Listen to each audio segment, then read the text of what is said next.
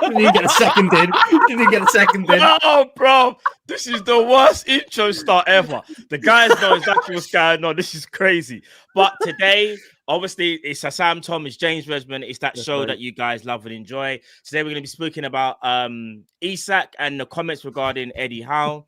We're also going to be speaking about who has the best squad now. Now that a certain Arsenal team have Eze, and not only that, we're going to speak about what is happening with Rodrigo. Sit back, relax. It's Team Kop-Ish, it's James, it's Hassam, it's Tom. Let's get into this, people.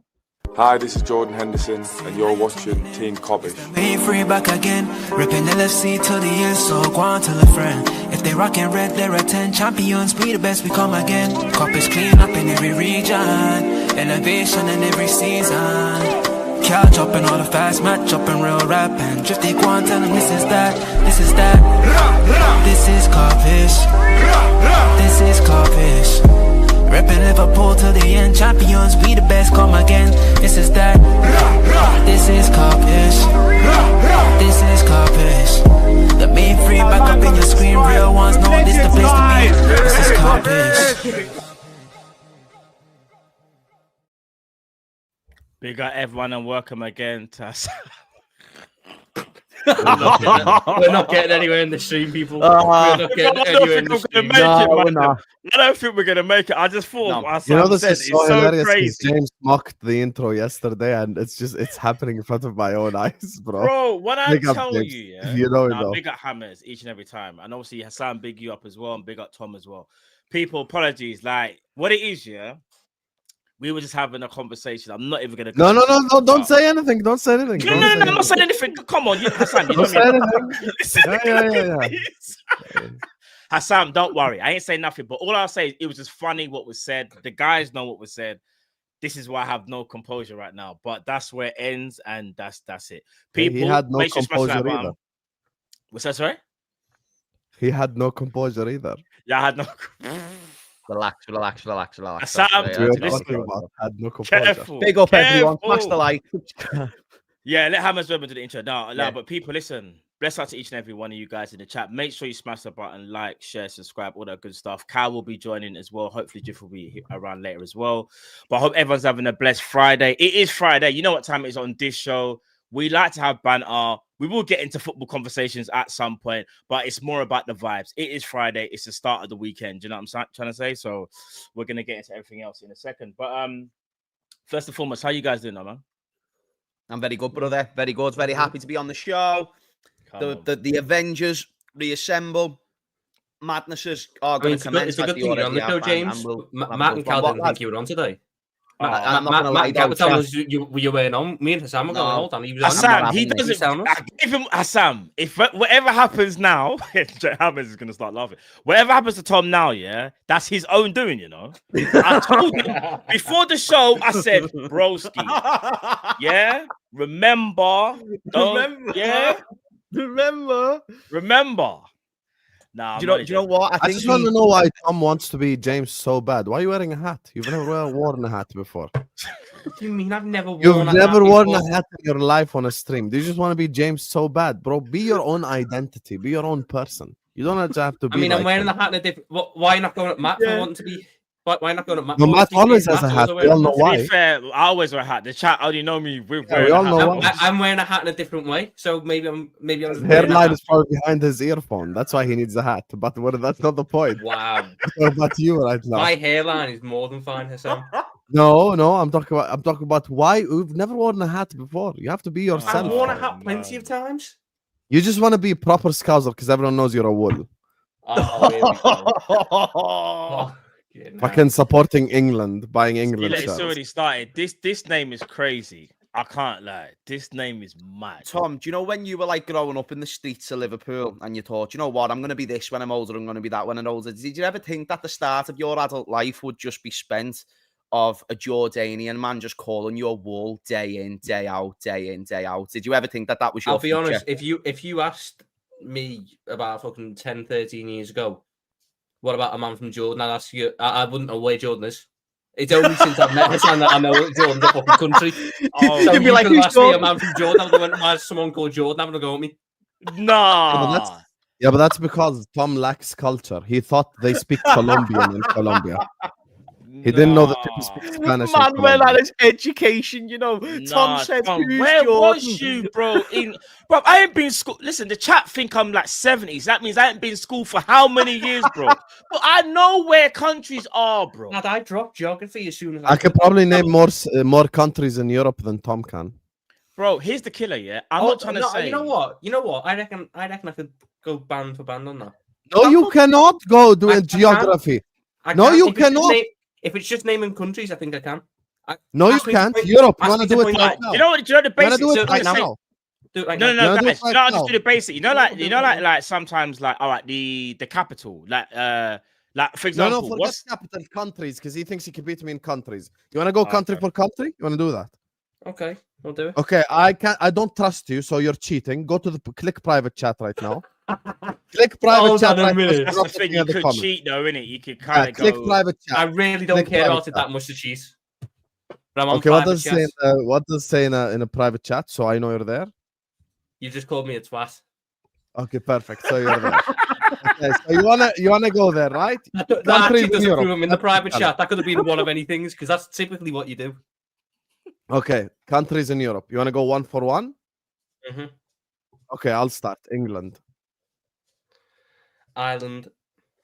First of all, you can't take forever. So you First and can't foremost, say... isn't England semi-wrong? It's fine. It's fine. Go on. No. We're going based off the thing. Okay, so No, you I said get it. Ireland. Geographically. Okay, no problem. No James, problem. we gotta try and No. remember the ones that they've said so they can't repeat. Yeah, don't worry. I yeah, got yeah, this. yeah. I got this. Okay, Yeah. let's go. You have to be quick. Scotland, Wales. Northern Ireland, Spain. Portugal, Italy. France, Germany. Bulgaria, Denmark. Moldova, Sweden. He's really Finland. confident in Norway. Russia. this. Oh, Fuck, I've run out of Scandinavian countries already. Oh, he's in trouble. He's on the ropes. Have you said Romania? Have you said No, I've Romania? said Romania. Yeah, it's in Romania. Okay. I'll say Romania. Latvia, That's a good one. Montenegro. What's one? Belgium, How the fuck did I forget Belgium? Bro, just think of the Euros, if anything. yeah, That's what I'm relax. doing. Why are you helping? Sorry. Turkey. Switzerland, Serbia. Czech Republic, Slovakia. Slovenia. Fuck!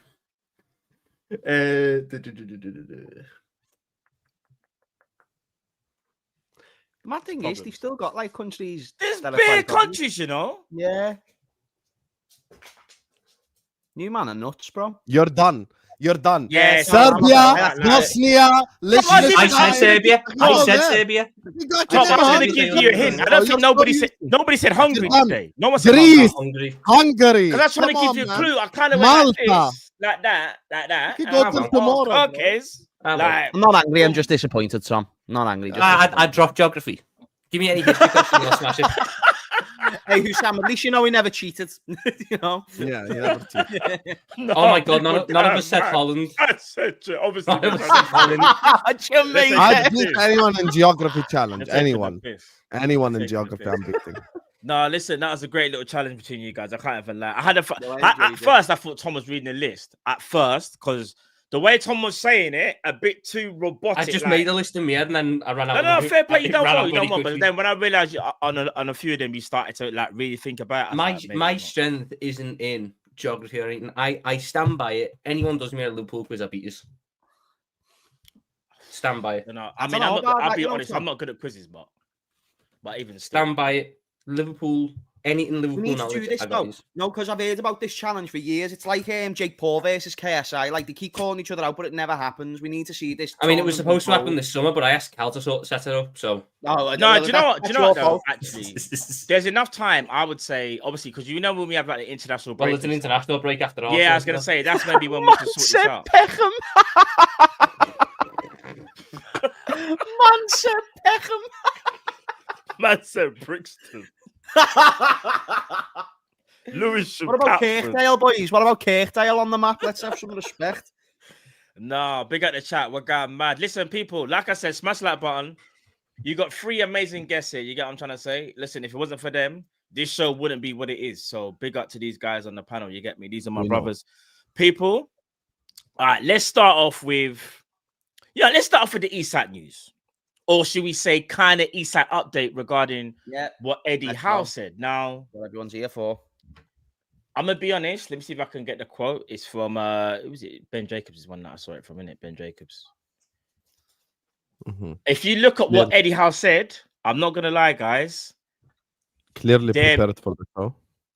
No, it's there, bro. But I lost it. Remember, my computer froze. You trying to Hassan? You gotta stop doing this, you know. Bro, it's just. I didn't say nothing. Yes, you did. Yes, you did. You know, I love you, man. Look, the tab's not there. Here it is. All right, so Eddie Howe said he won't be a part of the squad this weekend. This club has to act in the best interest of Newcastle United. It will do that in every situation. It looks like it's coming to an end, or will it come to an end pretty quickly? Yep. There's also more, because he also says, and I can't find the quote right now. He confirms that he spoke to Isak towards the end of last season. 2 weeks prior. Yeah, he said, I'm not going to go into what those were. Oh, here it is. Found it. Which was something that Newcastle fans were originally denying did not happen. Exactly. So he says... He was attending his obligations at the time. Yeah. Me and Alex had conversations towards the end of the season. Yes, I'm not going to sit here and deny that. Did he ask to leave? I've always said that individual conversations are better off remaining private. That means yes. That means yes. Guys. The summary of the situation is Newcastle lied. Every rival is still being obtuse about this whole conversation. It's just being jarring, to be honest with you. No one can read between the lines anymore. No one's trying to be intelligent anymore. You get me? The truth of the matter is we all know Newcastle lied. They lied in their statement. He was clearly promised to move out. So they basically stabbed him in the back on the new contract, and they stabbed him in the back on him being promised to leave this summer. There's been news as well after with the whole 100 million situation. You know, maybe they did tell him for 100 million we'd let you go. Now they kept increasing the money and the price tag and all that type of stuff. I still think he's going to be a Liverpool player. Like I said this to James yesterday, I think we're being a little bit played here, right? Like this is a dramatic play by both sides, and I think Tuesday he'll be a Liverpool player. I'll be honest with you. I think it's just waiting until after the game. If Isak came on in that game with a Liverpool shirt on, I think he would need probably military members inside St. James's Park to protect the players. Like they do in Boca Juniors versus River Plate. Like you'd need people armed, guard nationals out there with the machine. You need armed security. Yeah. Yes, you need armed security. Need to dive into that security budget a little bit further, Yes, exactly. You really want me. So for me, look, I think he's going to be a Liverpool player. I stick by what I said. So we are only speculating, of course, but we can all read between the lines. We know what this means deep down. This means that he didn't get what he was promised, and Isak told the truth. So. Yeah. All right, guys, before any of you say anything, I just want there's a little bit more that I've just kind of delved into. I went into the Chronicle Live because I wanted to see if that does all the quotes. And Lee Ryder just tells me everything I want to know. He just lies. Tom, I'm glad you said it because his name's crazy, by the way. I'm just gonna call him Lee. Lee Ryder just sounds mad. Let me guess. Me saying his name's now going to it's got nothing to do with you. No. See now, Tom, this is why I worry about you because now I feel like you feel like everything's aimed at you. This is what aimed at you. I'm just saying his name's mad. But anyway, talking about Lee. Look at the chat. Look at the chat. This is what I'm saying, bro. I just said a man's name. You should have just said the Chronicle. No, do you see what this pause and culture's done to people? This is what pause and culture's done. It's crazy. This is bad. No, because Lee Ryder, that's not even that mad of a name either. You know what I mean? It's not. It's only mad when you go to that next level of thought. It's like, why should your foot even go there for real? Yeah. Do you remember Zack Ryder in the WWE? Yeah, bro. I never thought that was a mad thing. Yeah. No, for I real. thought that was one of the more normal names in WWE, and here we are. Chat, listen, I know a lot of you lot are. Make sure it's banter, and I know no one here likes to go over the top. I just want to say that. I just want to keep it. Do you know what I mean? I know Tom can take banter, but let's not go crazy though. You know what I'm saying? Because Let's not go. I don't mind. Tom don't mind the banter, but just try and keep it. I'm just curious as to why you had such, belief in the YouTube comments that they wouldn't jump on that. See, again, you got to pause that. Oh my God. Jump on that. You have to. Tom, when are you going to learn? Where's my Apple remote? I'm going to put the volume down. I'm going to press the pause button. You see it right there? There. Oh, right. There. Pause. Brother, chill out. Relax. I can't now just say normal sayings. Pause. Just in case anyone, I'm going to have to say this after every sentence now. Pause. Fuck you now. All right, you're learning that. All right, let's get to it. All right, forget that. All right, so Lee says, Lee asked Eddie, has he spoken to him this week? Yeah. And he goes, I haven't seen him this week. I saw him last week. When I see him, we speak as normal. There's no issues between us. It's difficult on both sides. It's far from ideal for both parties. That's Alex and us. But when we see each other, we're fine. He's trained later detached from the group. We will make sure to catch up at some stage and hopefully speak soon. Do you know what this tells me? Just quickly, and you guys can obviously chime in on this, yeah? Eddie Howe is kind of on Isak's side. He's not really against him. He wants to keep him, but I think he's actually okay losing Isak. If you listen to what he says, he keeps saying there's no issue between the two of them. He also spoke, I believe as well, that yes, it was the club had to make a statement. But what Eddie Howe's also trying to do, and I think he's doing an amazing job, by the way, he's basically saying, listen, when I speak to Alex here, I know he wants to go. And there were conversations, but the hierarchy are making it difficult for him. He just happens to be the coach. Remember, a coach is always going to have a better understanding of a player than an owner. That's just factual because the coach is closer to where what happens on a day-to-day basis rather than the owners. So you guys let me know. Am I reading this wrong? Am I reading this wrong, guys? He doesn't want this situation to carry on it's any impacting longer. the team, Tom. It's impacting the team. Now the team's coming to the This was a press conference about playing. This was the press conference about the first home game of the season against the champions. And pretty much every single question was Alexander Isak, Alexander Isak, Alexander Isak. He wants it done. He does not want to deal with this situation any longer. He wants to focus on this season. Is what I'm saying.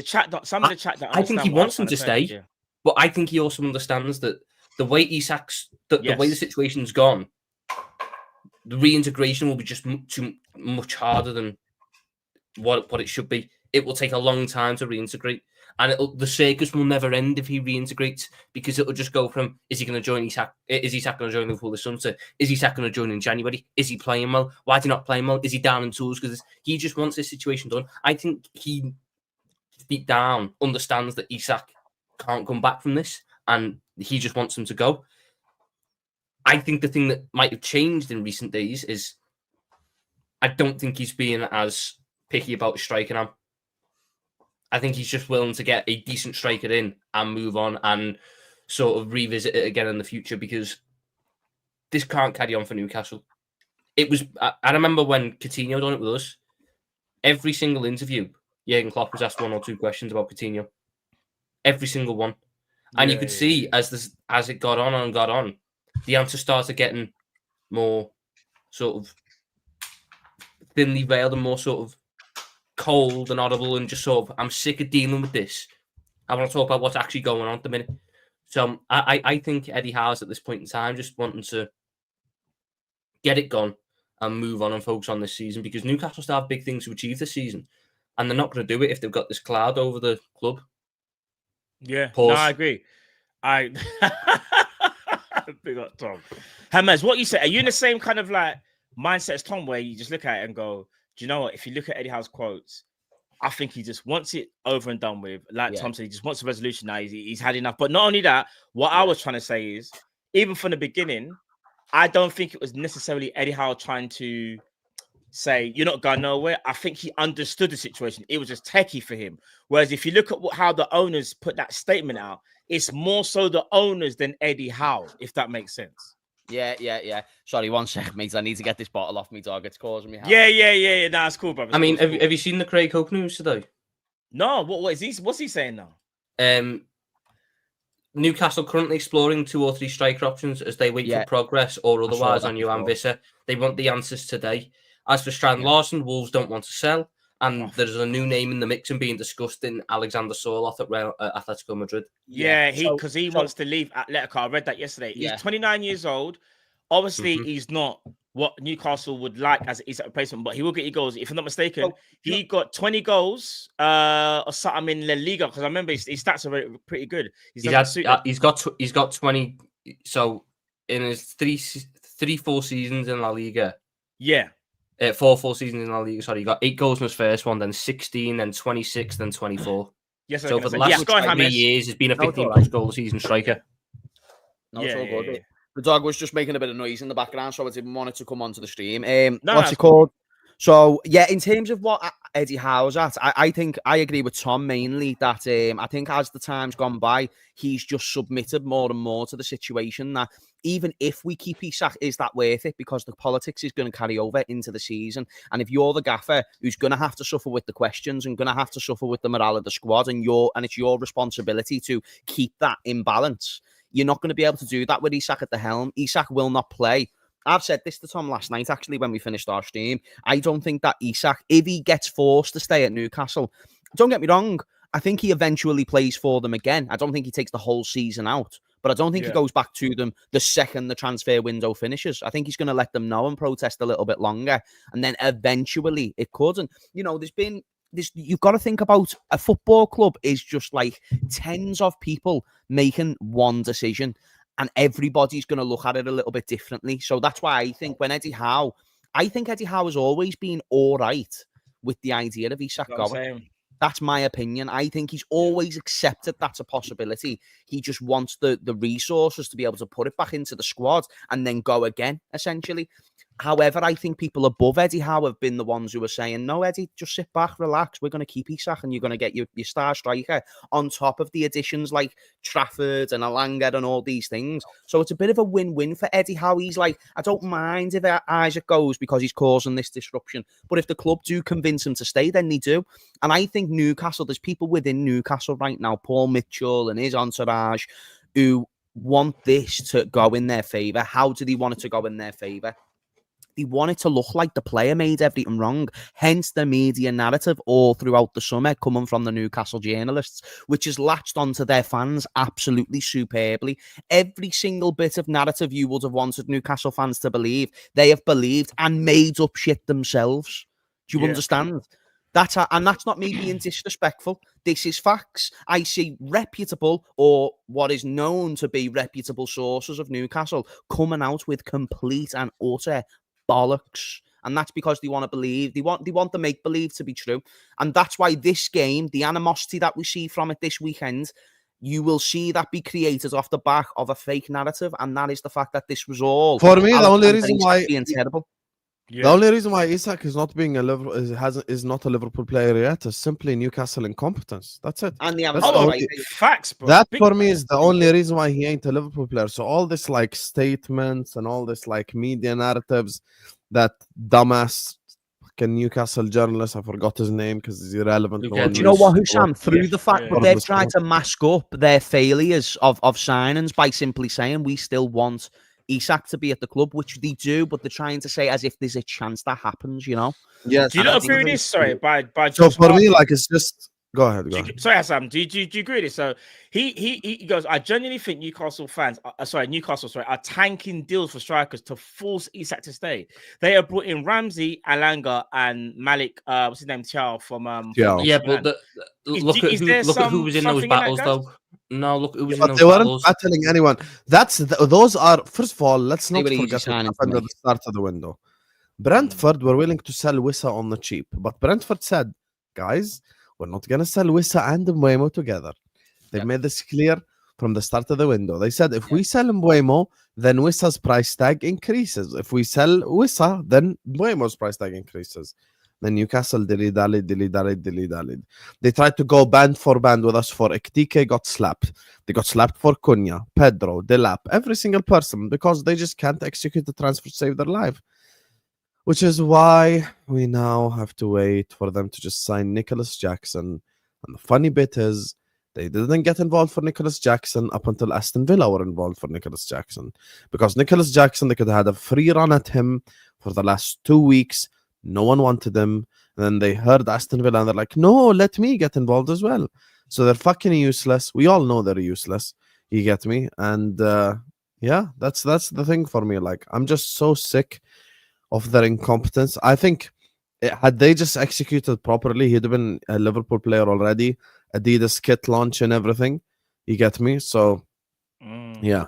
No, for but me, I'm just happy we're getting to a stage where everything we've been saying, because when you say Isak had a point 2 weeks ago, that sounded like you were just being biased as a Liverpool fan, and then that's where you got thrown. Oh, what about Coutinho? What about Suarez? What about this? What about that? Each situation is individually unique. If Salah went 2 years ago because the club were offering him enough money and were disrespecting him in negotiations and these type of things, I'm not being funny or not, and he ended up going, I wouldn't have held that against Salah. Because if you're being effed around by a club where you're the best player, you deserve that right to be able to tell them, like, listen, I love the fans, I love all this, but internally I'm not being offered the value that I know I'm at. So I wouldn't have held that against Salah. And I like to use that point because when you throw Coutinho at me, what promises were Coutinho made? Do you know what I mean? And to suggest that Isak, even though it was already factual information about the contract, and then they try and justify it by saying, well, it was Amanda who offered to me and she's not here no more. Guess what? Amanda was a Newcastle representative.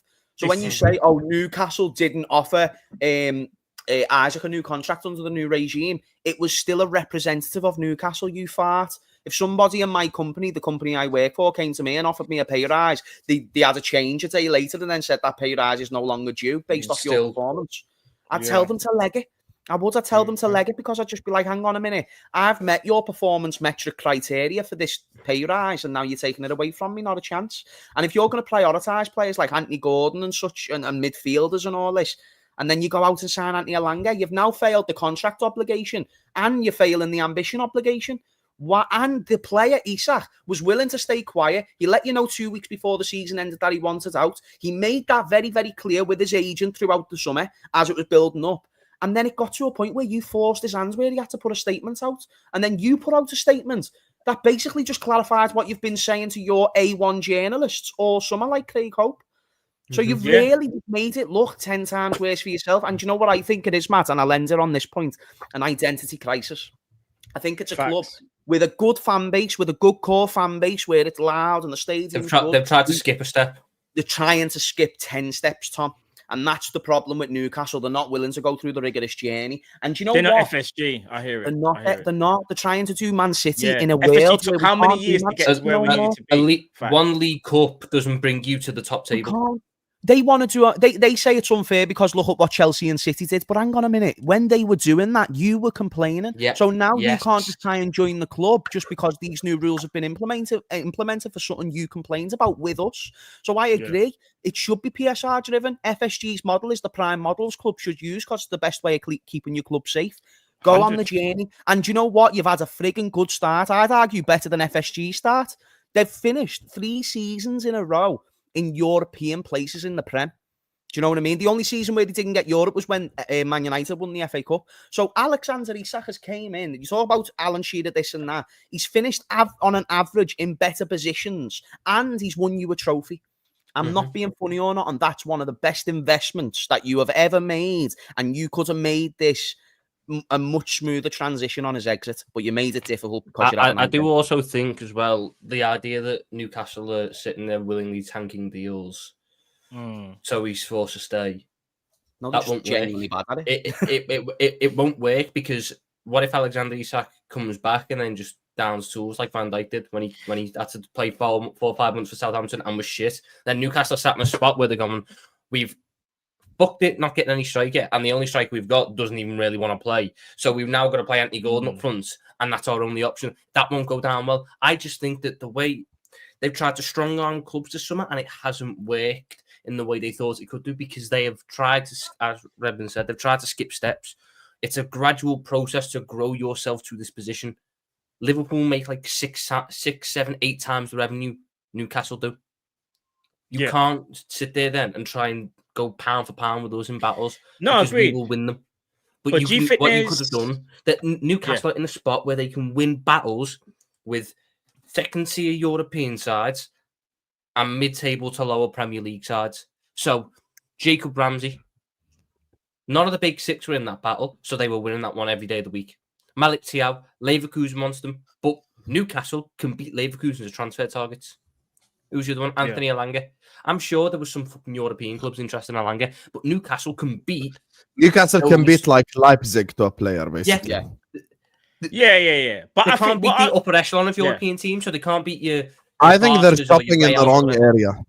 Yeah, of course, because they tried to shop with the big boys, Sam. But what I think Josh was trying to say is that let me even try and slightly change his statement a little bit, or his way of thinking, shall I say. I do think there is this slight element of, when I say slight element, Newcastle at the beginning obviously desperately wanted to bring in strikers. Yeah, they've been rejected by everybody. Like that's the narrative, that's the joke, and that is true, right? But now they're so close to deadline day, it wouldn't surprise me if they've gone, you know what, we'll try, but we know we kind of have a fallback plan. It's not the greatest plan. That is to reintegrate the striker. That's still contract to us. Even if he downs tools, they kind of still know he's going to play football. Even if it's not the best version of Isak. That's what I think he means. I don't think Newcastle are moving heaven and earth. That's the phrase, isn't it? To bring in a striker. I think they're trying to bring in a striker. But I think the whole point is that look how easier it was for them to bring in other players that weren't a striker. I feel like whenever it's a striker, there's always these complications. You know, yesterday, Tom, the news broke. I can't remember what time it was when I got back from the hospital, but like it was regarding Strand Larsen. Brother, I was so gassed. All the Wolves journalists. I'm like, bro, there's a 5 million valuation. If they get Strand Larsen, that's definitely the Isak replacement because you're not going to spend 60 mil and say that's Callum Wilson's replacement. That don't make sense to me. Yeah. All right, cool, brother. Before the night closes or whatever. Yeah, but I didn't really have much faith in the Strand Larsen one. No, but I didn't really have much faith in that one. No, but Tom, even Craig Hope has kind of said, yes, they wouldn't mind going for Strand Larsen. The problem is, the Wolves aren't going to sell. And yeah, Tom, but that's why I didn't have the hope in it, though, because Wolves have sat there and said they need 2 replacements. I know the 3 options that Newcastle can get. My whole point is, so let's cut you. My whole point is, this is what Josh is saying. We all knew Strand Larsen probably ain't going to go nowhere because it's too close to the end of the window and you're not giving Wolves no time. But you're very quick to tell journalists to kind of relay this story that Newcastle are trying hard to get Strand Larsen. Do you get what I'm saying now? Narrative doesn't really matter, though, in the grand scheme of things in October, November, because narrative goes out the window when Alexander Isak's on the pitch and not trying hard, because then they're sitting there going, why do we even fucking keep me the striker anyway? I think that there's 3 realistic options on the table now for Newcastle, bar any sort of sudden availabilities. One of them is Nicholas Jackson. One of them is Alexander Sørloth, and the other one's Ollie Watkins. And Jackson might be going Villa. And Newcastle have had how long? But that's where Ollie Watkins comes in. So if Jackson goes to Villa, Villa now have 3 strikers in Jackson, Guessend, and Watkins. Villa have been trying to force Watkins out the door for about 12 months now because they originally wanted to keep John Debran. But Arsenal were the only club interested in Watkins. They wouldn't pay the price. But now that they could be getting Jackson, who Unai Emery's worked with before and is a massive fan of, they've got Guessend, who is a very good striker. It opens the door for a Watkins departure. So that's why I say that Watkins is the other one that you can look at. I think Newcastle might just need to bite the bullet at some point, win the narrative battle and say, get 135, 140 out of us. Say, we held them over the barrel. We forced them to pay what we wanted, and we can now spend the next 12 months figuring out exactly where we want to pivot. But it means to get the older striker in now, like your Sørloth or your Watkins, your 29-year-old. Yeah. They do a year as the starting guy, and that gives them 12 months where they can figure out exactly where they go from this point. I hear that they can go identify the top, because we have no idea what the market's going to look like in 12 months in reality. No idea what the market looks like in 12 months. So they can spend 12 months then getting everything together to figure that out. So in my eyes, it's hope, but it's somewhat realistic hope, is that after the game on Monday, Newcastle push through with either Watkins, Jackson, or Sørloth. But why does it have to be Monday? They should be doing that now. There's no point in doing anything. They're fucking useless, Matt. No, but in the nice possible way, Matt, there's no point in doing anything now. What do you mean it's Friday? Yeah, they can't. I know it's Friday, but clubs don't really negotiate over the weekends, especially when they're playing. Every day count. I know what you're saying. Obviously, I know what you mean, Tom. All jokes aside, I know what you mean. And it's irrelevant on the basis Friday then. That's what I'm saying. It's Friday, bro. If let's say, for example, Newcastle got Wisher signed, all of a sudden there's a breakthrough with Wisher. It doesn't matter now because he can't play on Monday because he's missed the registration point. No. There's no point in them trying to rush the striker now because they're not going to get anywhere. I don't. What I'm saying is, Tom, is this year, and again, I understand one of the biggest games is about to happen on Monday. This game has so many storylines. It is WWE like Attitude Era, Raw. Like you got Stone Cold versus The Rock, and then you've got Undertaker that just comes out of nowhere. You got Kane. Comes out from underneath the ring. Sting, who hasn't been invited, who's still contracted to WCW, is on the Raptors. He comes down. Bro, it's all going mad. There's so many storylines. In this feud, though, Matt. This is the thing. Yeah, like, this is a one-sided all the best WWE feuds are two guys going at each other. We've done fucking nothing. No, but we're no, bro. You know how WWE works back in them days? You just get drawn into a storyline. You weren't even supposed to be there. You know that? But we've not been drawn in. They just going out. No, we are part. We have to understand, yeah. Even though we don't like it, we are part of this storyline. We are. The Newcastle fans are creating a narrative that it's going to be all this, that, and the other, and everyone's going to be riled up for it. When in reality, they're going to be riled up for it, and we're going to be sitting there like it's a normal game. Because we've got no reason to be emotional going into this. We cannot do what Shaka did at Anfield. We have to be very smart with this. We can't play the occasion. We have to play the game. Because quality-wise, they're no match for us. I'll be honest with you. I watched what they did against Aston Villa, and they were just a little bit toothless. Tom mentioned yesterday Gordon ain't scored in 19 games. So Tom's the one that brought up that stat. You've just mentioned it on this platform, Hassam, so it's not just me. For everyone watching. Yeah, just for everyone watching. You get me? Tom was the one that brought that up. So Tom keeps cussing Cal for his curse. If Anthony Gordon scores against us, you know who's to blame. The guy who's trying to be James Redmond really bad. So anyway, back to the topic. As I was saying, I think we have to play the game, not the occasion, because quality-wise, we're a lot better, to be honest with you. I know they got that thug midfield ready, but we have a different type of midfield. If it were up to me, I'd play Szoboszlai right back. That's the correct decision for me. Szoboszlai right back, invert him into the midfield type shit. He's the most athletic midfielder we have. You get me? That's why Callum thinks he's the most important, because he runs the most.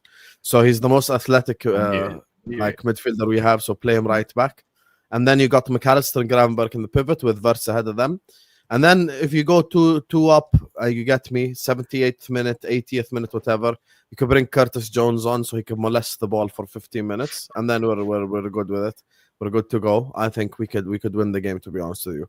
We just have to play the game, man. If we play the occasion and we start to you get me? Because this is what's going to happen. As soon as Bruno Guimaraes makes his first tackle, he's going to look at the crowd and do the Odegaard. Yes. And start. He's going to do all that shit. But as Tom said, sometimes he makes good points. We've been here before. But the problem is some of them haven't. We also have to say both sides. Yes, Salah's been here before. Alisson's been here before. Van Dijk, Konate, blah, blah, blah. But not everyone's been here before. These players have played at the Wanda. They've played at the Bernabeu, at every stadium in Europe. So, is it intimidating for them, St. James's Park? No. But there are players, the new ones, maybe like a Wirtz, maybe like an Ekitike, maybe like a Kirkes, who haven't necessarily been part of something this heated. Kirk has played for Bournemouth. Bournemouth ain't got no rivals like that. They're called the Cherries. He ain't been invested in a rivalry like this. This isn't a rivalry either. The Magpies, this isn't a rivalry. This isn't a rivalry either. A Magpie is better than a Cherry. I'll be honest. I'm worried. This isn't a rivalry. This is one-sided. James said it at the start. This is a one-sided rivalry. This is why you say fuck me for? Because it's like your anger is directed at Liverpool Football Club as a Newcastle fan. But for us, I don't have any animosity towards Newcastle. My animosity will be decided from now until 31st of August. If Isak remains at Newcastle this transfer window, Sunderland are suddenly my second club. And if Liverpool are playing on the same day, there is a derby between Sunderland and Newcastle, I'll be choosing to do the Sunderland-Newcastle game instead. And I'll be supporting Sunderland as well. So that's shameless. Go on, Carl. What was you gonna say, bro? You haven't. Oh, that's shameless. Look at me, Callum, the fence sitter, Mister. You get me. I'm a nice guy, and I love everyone. But great job on. I wasn't even. Let me not even say what I was. I choose peace because it's Friday. Oh, please! You've never chosen peace. I've chosen peace today. No, why did you choose peace last Friday? Or the Friday before that? Peace Special never comes Friday, with you, Tom. Eternal war. No, I agree with what Hassam and James and Tom have all said. Like, it's not a rivalry. It is one club who've got to be in their bonnet because we have done something legal and bid for one of their players. Imagine that. We bid for a player that we think is a very good footballer, and we're criminals apparently because of it. No, Carl, you've not done it right. We disrespectfully bid a British record fee. We disrespectfully bid a British record fee. Even told this whole 150 million, look, that's been made up by the fans. I've never seen a Newcastle journalist or anyone say, or reputable one say, yeah, that's the price they want. That's fan made up stuff. Yeah. So respectfully to Newcastle, yeah, they're a good team and all that, but we play the game as opposed to the occasion. Hopefully Simon Hooper has a bit of balls and gives them yellow cards when they deserve yellow cards, because we know how these games go. You think Simon Hooper is going to do that? Joe Linton will probably do about 16 fouls before he gets a caution. He does it every time. Oh, no, but it's all right. No, boys, but when Virgil fans finally shoulder barges Anthony Gordon or someone of that nature, it's going to be on every it single 100% page on will Twitter. be, yeah. Okay, and he should. Can I just say something as well? Simon Hooper is see you next Tuesday. So I don't use the whole word. Good monetization way. Because I want Callum to be able to buy apple juice. So I'm just saying, I hate that bald bastard so much. I swear to God, if Joe Linton crunches into one of our players and he doesn't book him immediately, I'm gonna insult him live on the stream. I just can't stand them, honestly. It's just a bald prick who can't control a game to save his life. You're running monetization really close here now. yeah. No, prick is okay. Prick is okay. He was doing so well. 2 bombs Because in the prick middle also is in cactus. Remember this. You next Tuesdays and not in anything else. Did you say it's in a cactus? Is that what you just said? Yeah. Bro, a cactus has pricks. Very, very true. It does. I rate it. I rate it. One word answer from you guys. I'll go around a circle. Tom, I'll start with you. Does Liverpool sign Alexander Isak before the end of the summer window? Fucking hell. I'm the one that won't give you the guaranteed answer. It's a great one. Okay, yes. Yes. Yes. Yes. You sure? No, but yes. Yeah, go on, Tom. You explain your doubt, because you see what me and Hussam are doing down here, Mm-hmm. Yeah, as much as I want to be joining in with that, and I want someone to do that on Monday, my worry is that Newcastle think they can just. I think we get him within 12 months. I don't think it's a case of we can't get. Oh, here we go. Let him land. Let him land. Let him land. Let him land. I do think it might be. I do think it might be a January job. I do think it might be a January job. January job. What's he going to do between now and January? No, do you know what? Here's where Tom's right, and here's where he is right. If Newcastle don't get one striker, he remains at Newcastle. That's where you. If you want any doubt, there's your doubt. I just think that it might be a case where Newcastle think they can, they'll keep him. He'll come back because it's a World Cup. He'll come back on side. They'll do all this, and then once he comes back, he's just not really arsed. He's playing like shit. From what I'm seeing, though, Tom, I don't think that's what's going on at Newcastle right now. We've got to think between those walls at the moment. There's a lot of people saying different things to each other, and by different things, it's not like lies, made up stuff. It's different perceptions. It's some people trying to do the power move, trying to keep him, trying to make sure that he reintegrates into the squad, as the statement did say.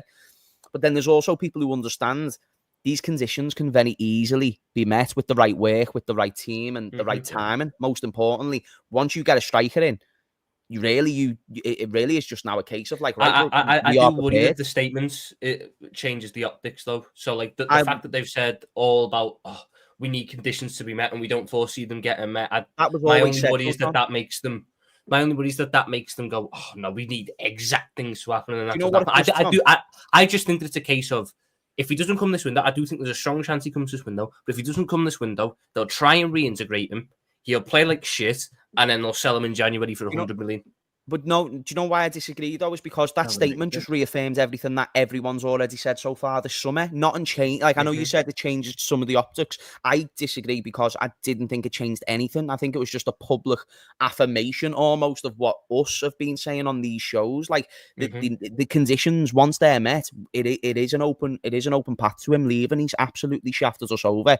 The mentions about the disappointments of that reintegration isn't a possibility now, and they know that, mate, and that's why Eddie Howe coming out today saying those things will be influenced based off of his own opinions, of course, but also the conversations he's had internally that other people will be starting to think the same. Because Tom, when you're a club on the up, you see the way that the fans are calling him out.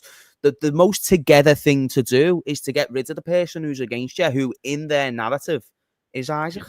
I know, so that's the only reason why I disagree, because the optics haven't changed. It's just the same now. It's just they've said. No, I get you. I just think as well the thing that slightly worries me about them staying for 6 months is the fact that they got Champions League football. And what does that mean? If they don't get the striker, they're going to want a name like Isak up front. Why? Because it's about the fucking again. It's the optics of it. It's best if they've got a striker up front. Because I don't think there's any benefit of having a striker who probably won't be playing some of the first few group stage games, which is hugely detrimental. Because I can guarantee you, Isak will not just go back into the team after the 1st of September. He might eventually get back in the team, but it won't be after the 1st. And that's why I think he will miss a few group stage games, and they don't want to risk that. One striker will get this done. I think that's where we differ then, because I think that the moment that window shuts, they're going to quickly bring him back in and try and get him to speed. But you're saying that under the assumption that Isak's going to agree to that, and I don't think. I think he agrees to play. I just don't think he agrees to be 100%. I don't think he'll agree to play straight away. I think it'll be a bit more of a slower road to coming back. That's fair enough. I do think though he comes. I don't think it's a lose situation if they don't sell him this summer, because if they don't sell him, they don't have a striker, and if they sell him, they don't have a striker. So and also, I'm so sorry, Hussam. And just stop, bro. Stop. And I'm sorry, Hussam, as well. Like Hussam, if you was in the Champions League with, say, if you were the sporting director of Newcastle, right? You're in the Champions League, and you're thinking about, do we want Isak up front? Yeah, he's a big number 9. Yeah, he puts fears into defenders, but everyone knows you've got a striker up front who does not want to play for you, and that just puts more shine onto the story. Meaning, any future striker you could want to get in January, if that's the plan, as Tom has suggested. Once you get to January, guess what? Them strikers are going to be so put off your football club because you've just ruined your relationship with your star man. And I think the best PR for Newcastle is getting this out the way as soon as possible and letting them go. I agree. It's actually in their best interest, because Isak is a depreciating in value asset as we speak. Because in January, we're going to get him for cheaper. And guess what? If they run this shit until next summer, then we're going to get Isak for even cheaper next summer. And their board are aware of that as well, Hussam. So you spot on. Yeah, exactly. That's why. That's why they'll push it. Take the 120 and just be quiet. Yes, another thing you'll get what you're given, yeah. You'll get what you're given. Another thing we're missing, guys. If you're Newcastle and you're on this trajectory at the moment where you're trying to become a massive club, you're going to be trying to attract some of the bigger names or the up-and-coming names in football, right?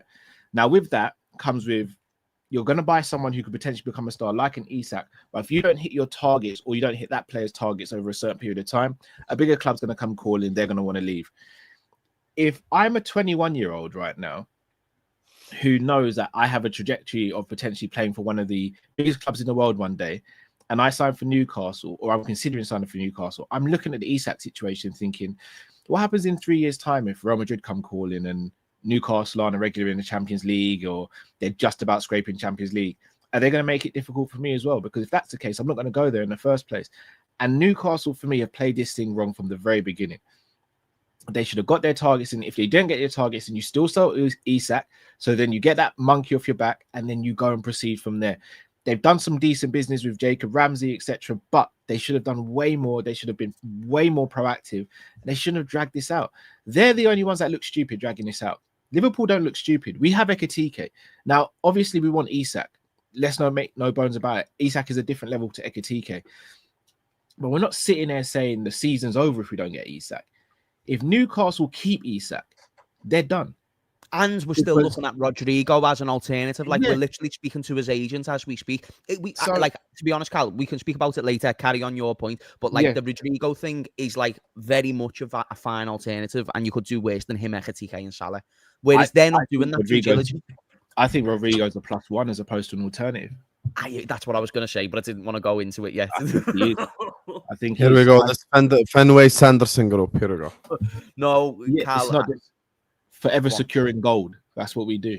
And I think we look at this situation, and Newcastle are going to have to learn a lot from this situation, because if they get this wrong, let's say Newcastle keep him, all it does is stroke their ego a little bit. But effectively, you've got a player there who doesn't want to be there. He's not match fit, probably. He doesn't want to play for you. So if he does play for you, he's not going to give 100%. If he gets injured during the season and you can't sell him, then you're screwed even more, because you have a player there that you're still having to pay for. You can't now sell and you can't replace. They have really messed up this situation, in my opinion. And Newcastle fans can sit there and say Liverpool fans are this. I've seen Newcastle fans compare this to the Trent situation. Nothing alike. I've seen. I wish we were getting 110 million quid for Trent. But a Trent situation is just different. Free Isak, man. Just free him. It's just different, full stop. And I think you were saying it earlier, James, when they were saying, look, it was Amanda Staveley and whoever offered him the contract, not Newcastle. Were they employed by Newcastle at the time? And Newcastle so Newcastle did it then. So, and if that's the case, and you know they're moving on, then you have a conversation with said player and say, look, this was promised you in a previous regime or whatever. This is where we're going now. This might not align, this might align, but this is what we have to do. If you're on board, brilliant. If you're not, then we'll come over to a solution. We'll look at the options, yeah. They've handled this all wrong, and you only have to look at Diaz. We wanted to keep Diaz. Diaz wanted to leave. Diaz isn't at the club anymore, and look how I don't think there's anyone that's going to have a bad word to say about Diaz from a Liverpool standpoint or the Liverpool fan base. Like, he handled it with grace. We handled it with grace. He's gone over to Bayern Munich. We wish him all the luck unless he plays against us, and then we keep it moving. And Cal, I said this, if you want to start doing the Trent thing as well, I said, well, if Konate goes to Real Madrid next season, I guarantee he will not get the same levels of, sort of discontent as Trent did, because he hasn't made the claims Trent did. He didn't make the claims that he wants to be captain, and he didn't make the claim he wants to be at Liverpool forever. So that's why I think that would be more well received. But in this scenario, boys, like, I just think it really is a case of it's all in our hands. I don't know. I know that we're organised on Kopish, so I don't want to just go into the Rodrigo stuff. No, don't be silly. Yeah, like we're speaking to his agents as we speak. Kopish is organised. No, because we like That's to do news for me. We like to do segments one after another. We don't want to skip too far ahead, but I think Kopish is organised on everything except when it comes to us. I don't think there can be organisation with us.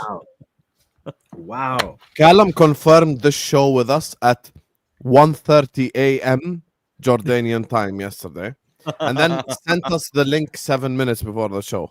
They sent Redmond the link 2 minutes after the show was supposed to start. Organized my ass. Ain't nothing organized about this channel. Can I defend myself? Can I defend myself? Not even in the phone. Only organization is the intro. They just do it every single time. That's the only thing that's organized. Other than that, ain't nothing organized.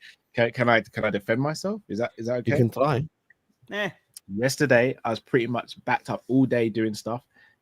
I'm traveling next week, so I've got to get stuff in order for stuff here, work, home life, etc. Today, I've got the kids, all three of them. I had to put my daughter to sleep. I had to go to my mum's house and sort out something with her car. I had to then drive back. I then had to pick up other stuff. Then had to get back here, set up the stream and all that. So I apologize to Sam if we're not running like clockwork. My life is crazy. But you had 2 hours to give I can't win. No, he ain't gonna get away with it. You had 2 hours to argue with Wolfie on the 12th Man podcast. You didn't have a problem. You couldn't. Yeah, so you could have messaged us then. That's because Dan and I have an agreement. He's asked me to do his show, just like you guys have taken time. Yeah, but you couldn't message us then. Oh no, Cal, I'm sending my invoice in a bit, broski. Don't you worry. No, I couldn't have messaged you then because I didn't know what was going on with Matt and Drift at the time because I hadn't spoken to them. Matt and Drift are just as bad as you. Let's just appreciate each other's presence, the boys. You know what I mean? We're all together. And Cal, I actually want to ask you about the Rodrigo situation, because I was speaking to Tom and Hussam about it last night, and I am a lot more confident than them when it comes to the both as an option. I know I gave the example of an alternative, but that's just because that's the wider conception of like the fans. But I think if you look, so what I base my judgments off is like the tier ones of this window, because you know what it's like with journalists. It's like they go up, down, up, down. Some summers are better than others. I think you can look at the tier ones of this summer, and it suggests one, Rodrigo's not happy with his current circumstance at Real Madrid. He's obviously been, it's indicated to him he's not looked at a part of the plans. That reflects by his minutes as well. So his agent, again, according to the tier ones, is speaking to Liverpool as we speak. Right, if the conversations haven't already taken place. So, for me, James is referring to Indy Kyle. Yeah. But no, like there's also other people less reputable. Oh, he has been tier one this summer. You're not lying. 100%. He has been. 100%. He hasn't gotten anything wrong, so we can't make up that he got something wrong. Yeah, and the thing that he's changed in his approach is he's only putting out absolute certain bang on news, whereas before it was about speed and timing and being first. And this is something that he's even admitted to. But anyway, outside of that, this is what I'm saying to you, Cal. So, like, to me, it just appears we've got a free shot at Rodrigo. It's either going to be us versus City. It's either going to be us versus City, or it's just going to be us. And I think in both of them scenarios, we get the player. Tom made a good point that agent fees could maybe get City the green light. But again, though, I'm just saying, I don't see many things getting in our way to getting Rodrigo done. And once Newcastle have got their replacements, nothing will be stopping us from getting Isak because the money's already there. PSR can't stop us. Funds can't stop us. What's stopping us, Cal? That's a genuine. That's not me trying to flex. I echo everything you say. I mean, the only thing what Indy put out like 30 minutes ago, though. No, he said. I was going to say it's Arsenal. No, Arsenal got Eze. Arsenal out that race now. No, but the reason I asked is because isn't the rumor going around that Rodrigo will be going out on a loan as opposed to a permanent transfer? I don't think Real Madrid have bited that. Plus, if it's a situation where Arsenal offer a loan and an obligation and we offer them a transfer fee, they take the transfer fee. You'd always take the transfer fee over the loan with a future transfer fee. But Indy put out like 35 minutes ago that Liverpool really like Morgan Rodgers. And if they had Isak, that won't be this looking at him. No, but Indy said if we had Isak by now, we'd be in the Morgan Rodgers conversation because apparently Villa might need to sell someone for PSR. I think we'd be in the conversation, but I don't think we'd go from... Look, Rodgers is a fantastic player. I don't think anyone would dispute that. But in terms of what we need for... It's not what we need. Oh, yeah. It's not. I'm not... listen, Morgan Rodgers don't work at Liverpool right now. Let's just say it as it is. Done. Just don't work he's not a winger, and he's not better than Wirtz, so... After we got Florian Wirtz, he no longer has a place in this team. All this, he plays left wing. That's not the type of left wingers we need. We need left wingers who can get GA, who can score goals, who can get assists. Morgan Rodgers is not that. Morgan Rodgers at Liverpool would be reduced to a Curtis Jones role in the pivot, basically, which I doubt he wants to play. I think Morgan Rodgers would be quite useful. I think I know, like, obviously he's no Ben Doak, but Rodrigo for me would be the perfect player to bring in for the wide players. Like, you can hold down the fort. You can hold down the fort for a year or two until we activate the buyback clause. Yeah, of course. Bro, Doak is gone. Just get over it, Tom. We got a buyback clause for Sam. And I'm sure we do. But if we were to get when Ben Doak leaves the season with like 20 GA and everyone's sitting there going, we need a winger next season. You know, Tom, let me tell you something. Right. We have here Callum Sanderson. We have here James Redmond. We have here Matt and yourself. We have assembled Avengers of Liverpool fan base. How many people are watching, Callum? Around 1,600. Make sure all 1,600 of you are liking and subscribing. Do you think 1,600 people have tuned in to watch us talk about Ben Doak? No. His name's actually Ben Gannon Doak as well. No one gives a fuck, Tom, about Ben Doak. So let's just move on. Go ahead, Callum. Say what you want to say about Morgan Rodgers. I mean, with Rodrigo, I think another thing as well, if obviously it looks like Kay's staying now, which is a massive bonus as well. Go away now. Chiesa on weed is on the stream with us.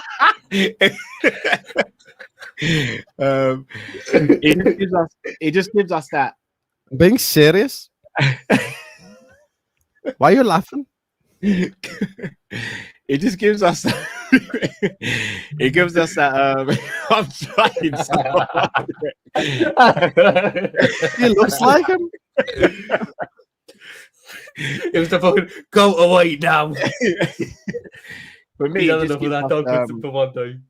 a bit of like that star power even more than we have at the moment. Not just that, we now have proper backup for Salah if Chiesa stays. We now have proper competition for Gakpo if we get Rodrigo. And if we get Isak, I'll go as far as saying, guys, if we have Isak, Rodrigo, Ekitike, Salah, Chiesa, what do you think I'm gonna say? I thought you were about to say some mad shit because I know how you move. What would be mad? Like we're gonna win the quad or something. Oh, I said that already. I don't think that's mad to me anymore. That's just normal talk for me now. But I'd go as far as saying we have. Have you said that to Terry on the terrace? Who, Terry? I've Yes. not actually done a show with Terry for a couple. Terry knows what I'm on. But did you actually say on the football terrace we're gonna win the quad? No, when you ask me, I'll say it. If we get those No, players, please don't say it. No, please don't say it. Please don't say it. No, please don't say it because I'm there like on every Liverpool match reaction. So I don't want to have to fight for your bullshit, please. You get me? Oh, So like please. I don't have to fight for yours, bro. Like, What's we're the in bullshit that you had to fight for? No, Hassam, look, when it comes to family, bro, we're all in the trenches together. If Tom says something mad, I'll have to defend Tom and another. Family. If you say something mad, I've had to defend you. I ain't bro. defending Tom for shit. I'm letting him drown. You defend him, brother. Wow. So, Hassam, if I said something crazy and someone asked, you wouldn't defend me, no? No, I wouldn't. I would not. I'm telling you right now. Wow. Oh, hell yeah. Well, you think so? So if Terry tells me Liverpool fans said you're gonna win the quad, I immediately say I didn't say that. That's Callum. That's not me directly. I ain't defending you for shit, brother. You wouldn't just be like, "Oh, Cal might have said that, but I can understand why he might say it." No, I ain't gonna say that. Wow. No, I'm not. Yeah, I would not want to go to war with Hassam. Fuck that. Oh yeah, but we're not in Wow. war. We're not in war. We're doing content. We're not in Wow, war. Hassam. Okay, I see it now. So how many times Yeah. I've defended you? Name one time you've defended me. On Terry's channel, I've had to defend you. What did you say? What did I say that's defendable? People in the comments were getting at you about something you'd said, and I was like, yeah, I don't necessarily agree with all of it, but yeah, I'm backing Hassam on that. And I see why he said it. Yeah, okay, but then it must have been a sensible take. Not we're gonna win the quad. It wasn't sensible, bro. Because when I came off That's the not stream, sensible Terry was at like, all. "Do you really agree?" And I was like, "I don't know, bro." Like, I had to save face, bro. This is what family does for each other. But I see where it is. I hear you. I hear you. I hear you. Wow. I will But no, reconsider my position. Have you not seen the thing with Nuno, by the way? Yeah. Oh, He's he getting might be sacked. getting sacked. Yeah. He's done his press conference and Yeah. he got asked about his relationship with the owner, and he basically said, "Yeah, it's changed and it's not very good." Yeah. So Nuno might be Wow. getting the sack, and fucking Postecoglou might be replacing him. Oh, thank God. No, Postecoglou. He's went from Nuno Santo to Postecoglou, like Aye, polar Hassam. opposites. Hassam, when you next film I love with it. Wolfie, when you next film with Wolfie, Sunday. yeah, we're getting him before that. If this goes, He through, wants to win a trophy. He wants to win a trophy now. But that's why he's got Postecoglou through the door, Mr. Oh Trophy my himself. God, Hassam, we're getting Wolfie. We're getting Wolfie. If this goes through, We we're are. getting Wolfie. Yeah, I'm getting one. Wait, part does is Wolfie that say madness family about part I agree with. Postecoglou? Oh, he's been saying madness Is about he his biggest Postecoglou hater? for a year. Oh, I can't wait. I cannot Bro, wait. this owner of Nottingham really hates Wolfie then, innit? Yeah. He must really hate Wolfie. This Sunday he's actually on Ahwa, and then Wednesday he's on the show as well. So I'm gonna cook his ass. It's because both Postecoglou and Marinakis are Greek, aren't they? Well, Postecoglou got Greek connections, and Marinakis is Greek, so Postecoglou's high up on the Forest shortlist to sack Nuno, and it looks like Nuno's going to go. Tom's right. I think this is no. I don't think it's just the connections. I think the guy just wants to change the whole football he plays. But he went polar opposites though, because like you can't go for like Nuno's ultra defensive, and you're just going to the ultra offensive guys. It's mad. Yeah, Murillo and Milinkovic, they're done for. They're absolutely done for. But Chris Wood's fucked. Yeah, but I was saying, sorry about that, guys. Apologies, right, bro. If we sign Rodrigo, I genuinely think we'll have the best attack in Europe. I don't have it already. Sorry, what conversation we on now? Sorry. No, the Rodrigo. Before we speak about the squads. Yeah. Okay, Rodrigo. I think we'd have the best attack in the world if we keep Chiesa, bring in Rodrigo and Isak. I think though the reason why, because I know Redmond was saying he's very positive on the whole Rodrigo thing. The reason why I'm a bit sort of ooh about it is if we don't get him this window, which I think could be a very real thing if his demands don't, decrease more in line to not paying 3 separate agents. I think that it might be a case of next summer. It's either we buy a cheap guy this window or we wait for the big one next summer. And if we're waiting for the big one next summer, guys like Barcola might be in play, who I think the club might look at a little bit closer. I'd like us to get Rodrigo. Don't be wrong, Cal. I really want us to get Rodrigo. But if he's pricing himself out of the move, what can we do? I don't think Barcola's in play. I think he's just been saying stuff to get a new contract. I think it depends on how much he plays this season. That's why I'm saying next summer. I didn't say this summer. I said next summer. Barcola. So let me ask you, Tom. Would you rather get Rodrigo or Barcola if they're both available? I prefer Barcola. Why though? Because you've never really spoken well about Barcola in the past. Do you mean I've never spoken well about Barcola in the past? He rates Barcola, I think, Carl. You said he's wasteful. Yeah, he's wasteful, but I think his overall. I think Rodrigo can be wasteful, but I think Barcola's overall package as a winger is incredible. He's one of the best 1v1 wingers on the planet. He can do a job on either wing, and yes, Barcola can be wasteful, but I've got pedigree with him where I know that he can put it together at points. His 1v1 is incredible. His creativity is incredible. His versatility is just as good as Rodrigo.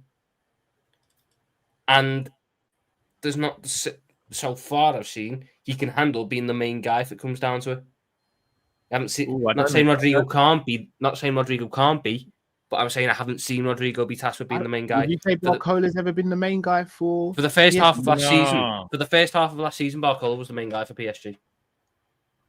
Dembele didn't do anything. No, that's fair. I'm not having that. You're not going to. Barcola's never been the main guy. So for the first 6 months, up until January last year, the main guy. Wait. He wouldn't be coming in to be the main guy, though, Tom. Either way, he's not going to be above Salah in the pecking order. He's not going to be above Virg in the pecking order, and he's also probably not going to be above Virg once he gets into form as well. Because I don't think Rodrigo is better than Virg. No, but if you get a Barcola, I get what you're saying there, Evan. But the thing is, Barcola wouldn't be coming in for the immediate short term. Barcola would be coming into help him short term, obviously. Name there. But it would be he is also seen as the guy to become the main winger afterwards. So I think that when you're saying Wirtz and that, I think the ideal plan would be to have Barcola, Wirtz and Isak all take up the mantle at the same time, or Rodrigo, Wirtz and Isak all take the mantle up at the same time, and having a guy who has got the pedigree to carry a big team at points goes a bit further. I don't think he's done more in a PSG shirt than Rodrigo's done at Real Madrid to say he's got more pedigree. Let me get something straight. Rodrigo, if I'm not mistaken, has 20-something goals and 14-something assists. I think he's Real Madrid's 5th highest goal scorer in Champions League history. You see, when it comes to big moments, do you remember when Madrid won it and Rodrigo was clutch for them? Bro, Rodrigo knows what it's like to play at one of the biggest clubs. And also, Rodrigo is a right-footed player playing right wing for the 100th time. If I take Salah and put him left wing, he ain't scoring 29 goals and getting 80 assists.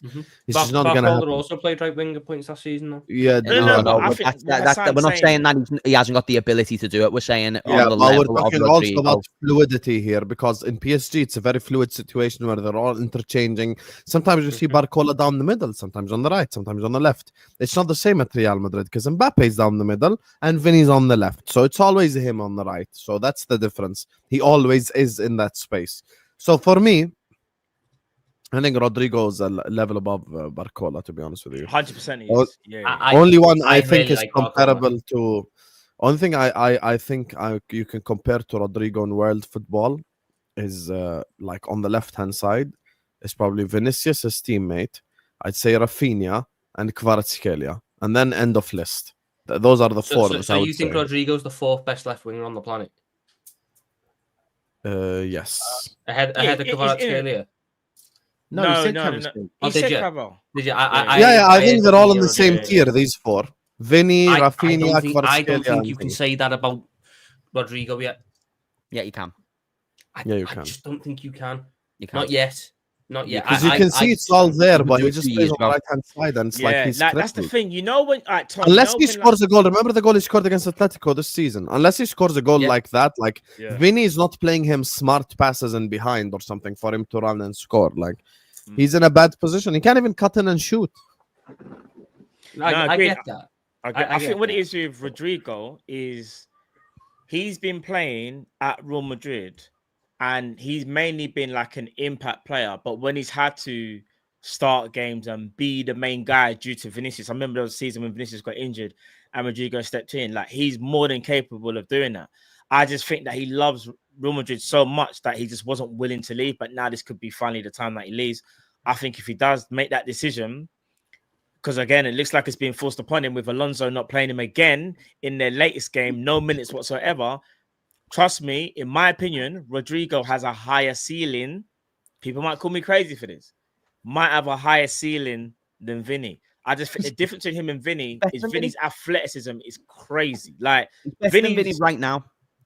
I think he's definitely, in my opinion, he's more technically gifted than Vinny.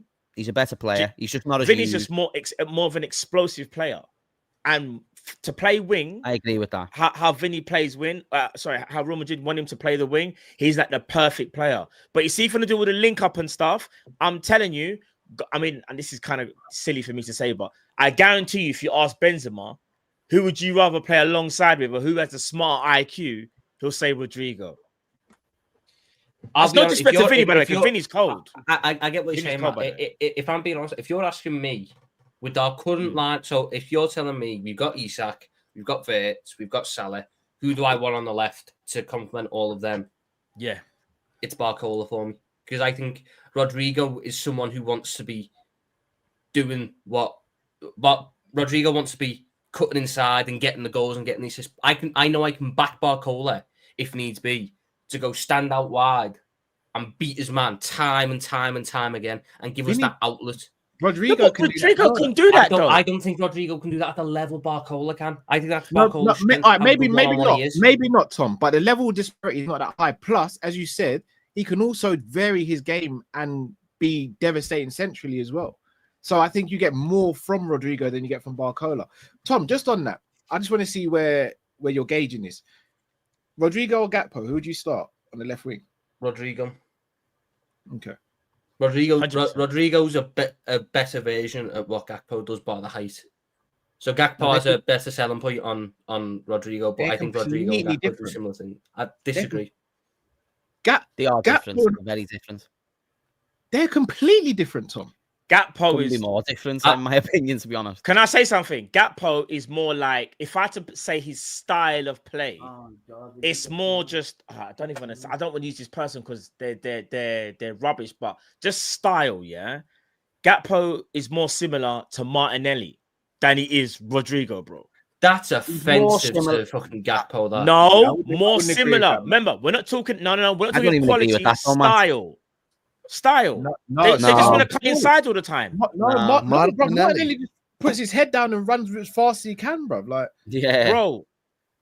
But does Martinelli want to go byline or does he want to cut inside? Don't die on this hill. Trust me. Yeah, I don't think we know what Martinelli. Matt, I know you trust me. Don't trust these other snakes. Don't die on the hill. Hear what I'm saying. All right, this is why I didn't want to use Martinelli. Basically, what I'm saying is, he's still closer to Martinelli than he is Rodrigo. It's playing style wise, bro. I'm not talking about quality. This is where people can disagree with me all they like. I know what I see. When I see Martinelli, if he's been shown the byline, do you know what he does? He just does this and waits. Yeah, but I think Gakpo's got a bad rep, an uncalled for bad rep about the fact that Gakpo can't go down the line. He can do. And he has done multiple times. We don't have Gakpanelli. No, people are missing what I'm saying, bro. He has done it multiple times. Gakpo can go down the line and put. I just don't think he can compare them in any way. Yeah, let me not do comparison. Let's just not do comparison. He maybe goes byline once a game. It's not once a game. I'm not even taking a mick when I say that. all right, in the Bournemouth game, how many times did he go byline? That's me off the top of my head, yeah. Once. It was once. It wasn't once. It was more than once. It was once. I'm not saying that every time he goes down to the byline, something happens. This new like scapegoat. I don't even think Gakpo is that bad. I think bro, he's not bad. I'm not saying he's bad, but would I have Rodrigo over him? You damn right I would. If it's Rodrigo, but Rodrigo's a better player though. There's nothing. But when you're saying, or if I'm saying Rodrigo is better than Gakpo, that's not diminishing what Gakpo is a good player. All it is that's not diminishing, but mentioning Martinelli is very diminishing. All right, that was wrong for me to do. This is why. Do you remember before I made the statement? I was like, I told you can trust me, just don't go down. Yeah, no. I hear that, and sometimes you have to hold your hands up. What I'm saying is, this is why I didn't want to use that player. And maybe that player is even wrong. My whole point is that Gakpo and Rodrigo are so different to me. Like they are very different players. Do you get what I'm saying? I think if you put Rodrigo on the left wing for Liverpool, he would do similar things to what Gakpo does. I don't think Barcola I think the dumbest thing we did was not buy Kvaratskhelia in January for 60 million. Obviously, Kvaratskhelia is the perfect left winger. That's the dumbest decision in Liverpool history. Carl tried put in the ground the framework of that deal just went. Yeah, that's when the Cal curse was just that's when it was still active. They got Ty, who sent a £5 super chat. I know Callum read it. That's why he started laughing. I read. I think it's time to try this out once and for all. Guys, forgive me. And Callum just not mention Isak for the next 3 days and just see what happens. Let's just test the waters. Just for the next 3 days, let's just test the waters. To be fair, I don't think I'm doing any doesn't bring up. Sunday, so hear me out. Just don't mention Isak or Guehi for the next 3 days. That's it. That's all I ask you for. Shall I tell you why I'm not upset with Liverpool about the Kvaratskhelia deal? Is because it was ready. Everything was sorted out with PSG behind the scenes. It's very similar to what we've done in the past with players. I think if we had started negotiations with the player at the same time as PSG, I'd be very confident we could have got that over the line. But PSG did a lot of groundwork and made that happen. It's just annoying that we came late to the party for that one, because if we had got him, then... You want to know how bad it is? A Barcelona fan is asking you to mention Isak so he comes to Barca. Imagine. Wow. It's like a fucking hitman. Do you want to play to join your club? Get Cal to start linking them to Liverpool. Like and subscribe to Kop-Ish chat. let me ask you guys a question. If we were to get Rodrigo, what would your expectations be of the player? Sam, I'll start with you on that. Expectations? Yeah. If Rodrigo's consistently starting down the left-hand side, I think, no exaggeration, in a 38 Premier League game season, he could easily get like 28, 29 GA, 27 GA, genuinely. I think he's the type of player that can easily get 15, 15, and 15.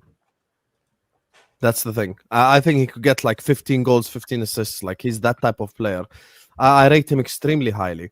He might not necessarily score like 26 goals, but he can get in that 15 to 15 range, and he can get 15 assists as well. Like he'll do 15 and 15, the double. You get me? That's what he's gonna do. So I think he's capable of doing that, to be honest with you. And I think his creativity is very underrated. I think he'll be feeding Isak like crazy as well. He also has the capability of cutting in and shooting. He can also dribble. He can also cross. He's a complete player, like in the forward line for me. And also one thing about Rodrigo people don't mention, he's very clutch. Very clutch. Mention that. Bro, the thing that you guys need to remember the season where City beat us in the Champions League final? Where Madrid beat us in the Champions League final. When Madrid were down to Manchester City, this is why cats are clear. When Madrid were down to Manchester City, the man that scored the header to equalize was actually Rodrigo. In the dying seconds. Yeah. So he's always had a clutch goal in him. He got a brace in that game, didn't he? And then Benzema. Yeah. But he scored the one that took it to extra time too. Remember this? Oh, Rodrigo, I've been done saying Rodrigo's been cold from what it is that out of the front three that's always been there, whether it was Benzema, Vinicius, Rodrigo, he just never got that limelight because, like we've said, he's playing out of position. So you're not necessarily going to get the best version of him, but he was still an important player. And if you go and look over the last how many years when Madrid actually were winning Champions Leagues and still winning the league, obviously they lost the league last year, their best balance has actually been when Rodrigo's in the team, whether he's on the left or right, because I think he's that important. He's a connector player as well. Like He can connect with. He can link up very well. He's also, like Hassan said, he's like, and we're saying that he's a clutch finisher as well, and he's got big game mentality. And he will put in a shift, by the way. He will work hard. Yeah, he's a hard-working player as well. Yeah, True. you know when Vinicius loses the ball, Hassan, you see sometimes you just see Vinicius do the petulance thing and just start doing all this stuff. Bro, Rodrigo might do a little bit of that, but then he will sprint back. Who would you lot say is more creative out of Rodrigo or Barcola? Creative, I'll probably give it to Barcola. Better goal scorer though is for me. Better goal scorer, Rodrigo. I'll give you that. But yeah, my thing is, the reason why I put Barcola is I think Barcola's overall package in terms of dribbling and creativity, there's a bigger gap between him and Rodrigo in that than there is between Rodrigo's goal scoring and Barcola's goal scoring. I disagree because Barcola has a lot to work with when it comes to goal scoring. I think my problem with Rodrigo is just look. Here's the thing: Rodrigo down the left hand side, small sample size, but 12 games, 6 goals, 6 assists, playing left wing. So I know he's capable of doing that. My issue with Barcola, and you know I wanted him. You worked with me on Hussam X Tom. I wanted him from when he was at Lyon. Like, I was a Barcola fan from when he was at Lyon, and he played us in the friendly in Dubai and destroyed the fuck out of our team. So I love Barcola. But if we're going to sit up here and act like Barcola doesn't have to really work very hard on his finishing, we're lying. I remember Barcola went through on goal like twice or 3 times in the Champions League final, and he missed every single chance. So that's something that he definitely needs to work on. And until I see it, I won't believe it, because we've said that I get that, players. No, I get that. But I think that because I'm just going on the base that I'm bringing someone in now.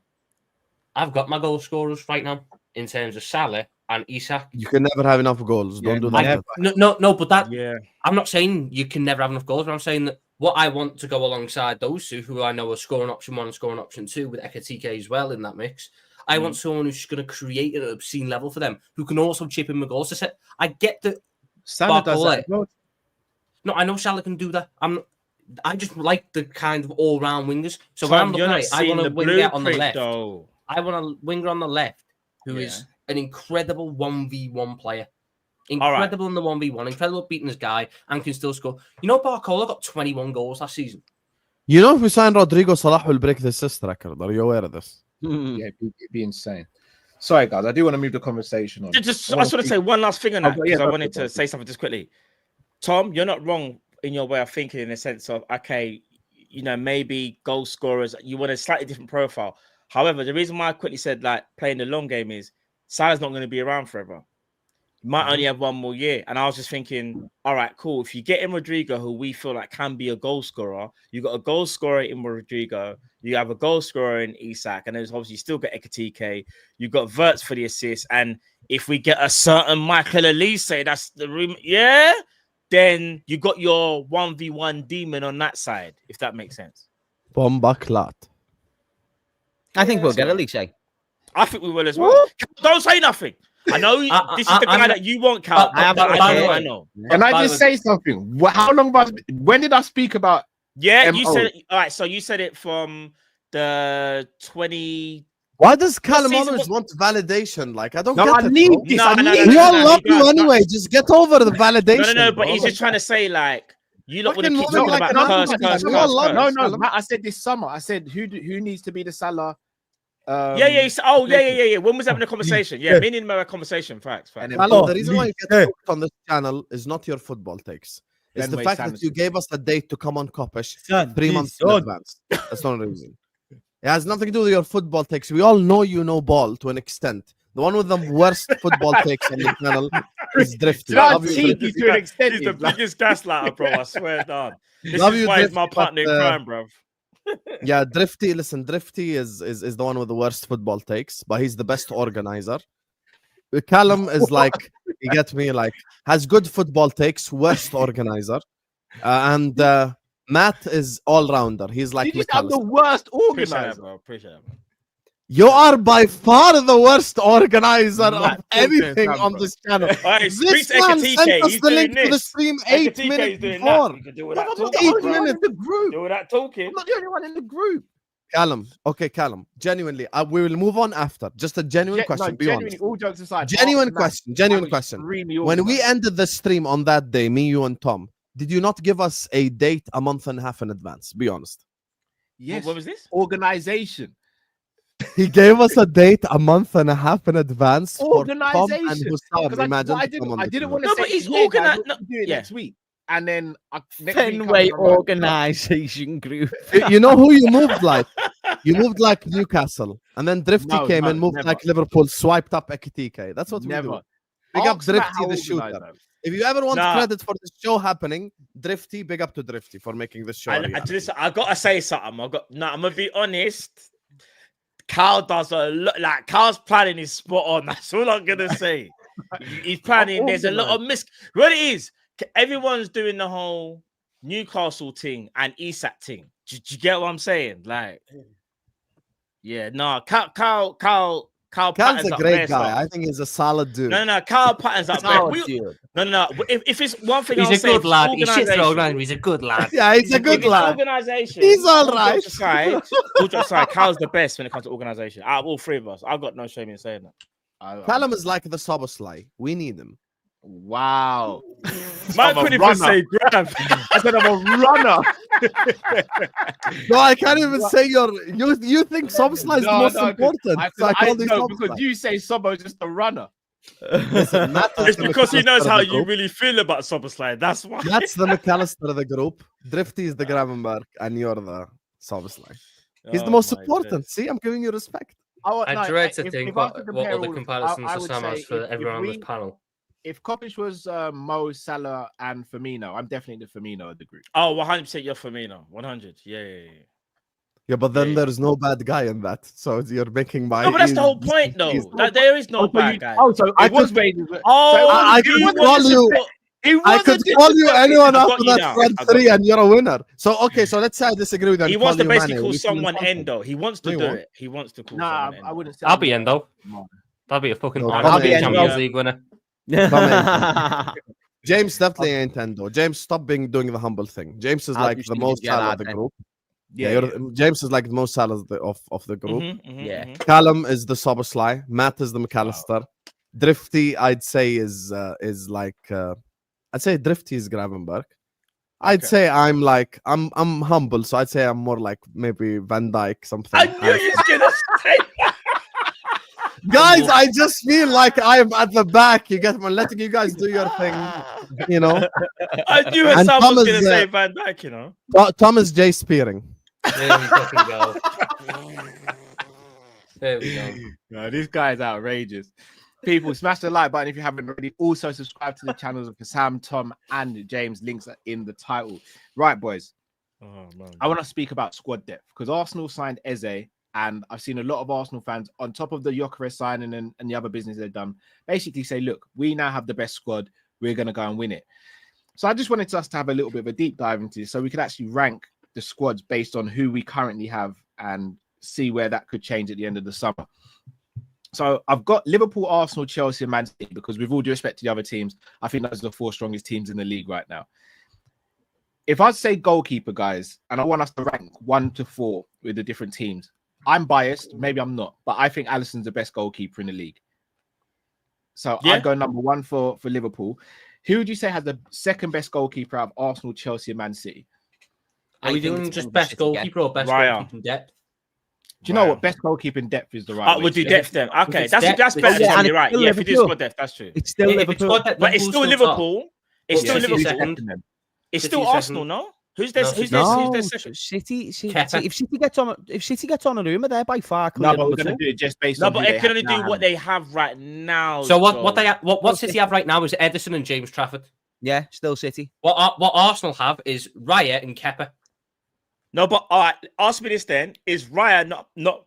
Excuse me. Is Raya not better than Edison by quite some distance now? Not quite even some close. distance. Not quite some distance. Hear me out. Even though I still think He's just a decent shot stopper. Edison's a good. See. I don't want to be disrespectful to I don't Raya. think he's You know? a great goalkeeper. Callum, is there a way to actually get the squad, like all squads, in front of us on a screen or something? It's difficult only because I'd have to swap the different tabs all the time because you've got. I can Have do you got that. the Trinity written down? Actually, or Cal, something? send Yeah. it. No, Cal, send it to me. Drift would have had this set up. And I could use the potentially I could use the second. I didn't say screen, anything so about I've got the names written down. So yeah. Okay, how about you tell us the names? Tell us the names. Cool. All right. So let's start keep. So it's Raya Kepa. So it's Raya Kepa, Ali, and Mamardashvili. But here's the thing: you also need to ask us a question.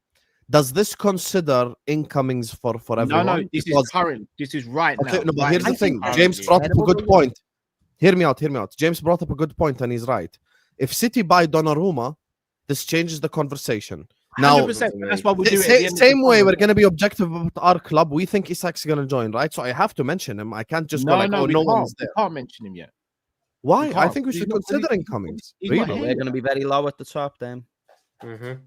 Yeah, we got no fucking depth up top at the minute. Yeah, if we're going to go based on current. So what? Our striker depth is Ekitike and Jayden Dance, but that's not a true representation because we know someone's coming in. No, but right now it is though. Until no, Hassan, I know what you mean. We'll be at the bottom for when it as things currently stand. Dear Callum, I just sent you a picture. Vel sent it to me. This is Liverpool announcement. Where have you see what happens when you employ people to do graphic design? Sam, you are swearing down. No, big up. What happens? Hey, you got to spend money to make money, baby. This is the word. No, I hear it. Kopish make more money than me anyway. You can afford the graphic design. Hold on. I think I've got something. I've got it. It's £7 a thumbnail. It ain't that deep. Sam is saying kills. See, Tom, there are proper ways to make money in life. Anyway, go ahead, Callum. Don't forget Will Wright, someone said for the forward line. Will Wright. Oh my God, that's a don't forget Will Wright. It's funny as well because he is literally like our current second choice striker, pretty much. I could have said Tom is Will Wright. All right, so goalkeepers. So Chelsea, in my opinion, got the worst, but I'll read out Chelsea's regardless. We're including Chelsea? Yeah. Fair. Yeah, because when we get further on into the debates, I think they will have an answer. Yeah. So Chelsea, I've done the top, who I believe are the top 4 teams in the league at the moment. So Chelsea have Sanchez, Jorgensen, and Slonina. Just put them at the bottom of the list, bro. Yeah. They could have also, 7 goalkeepers. It don't matter. Callum, I love you, but can we do 2 per position, please, instead of doing 3 per position? Okay, cool. Well, Man City, I can't do 2 for position because they've got Edison's, Ortega, and James Trafford. Don't include Ortega. It's Trafford and Edison. Yeah, but that's what I'm saying. 2 per position. Let's be honest. Right, you can figure out who it is. Yeah. Arsenal got Kepa and Raya, and then we've got Alisson and Mamardashvili. Easy us one. Easy Liverpool one. It's really between Arsenal and City. We're 1, City is 2nd, Arsenal 3rd, Chelsea 4th. I disagree. I think we're 1, Arsenal 2nd, City 3rd. That's how I see it as well. I think Arsenal 2nd. Listen, we can't. 3 years later, Raya's been consistently very good for them for 3 years now. We have to So Tom, you think Arsenal? So you think Man City? Yeah, I think that Raya is better than Edison, but it's close. And the gap between James, it is close. And the gap between Trafford, the gap between James Trafford, who won Player of the Year in the Championship last season, and Kepa fucking Ariza Balaga is fucking gargantuan. All right, so City's depth as a whole is better. First choice, I'll give it Arsenal, but in combination, as a package. Who are you saying? You're saying Arsenal, Matt? Yeah, and Sam, you're saying Arsenal as well. Yeah. Who are you saying, James? I'm with Tom. I've got City 2nd and then Arsenal 3rd, Chelsea 4th. I got a deciding vote, and I've got City 2nd as well.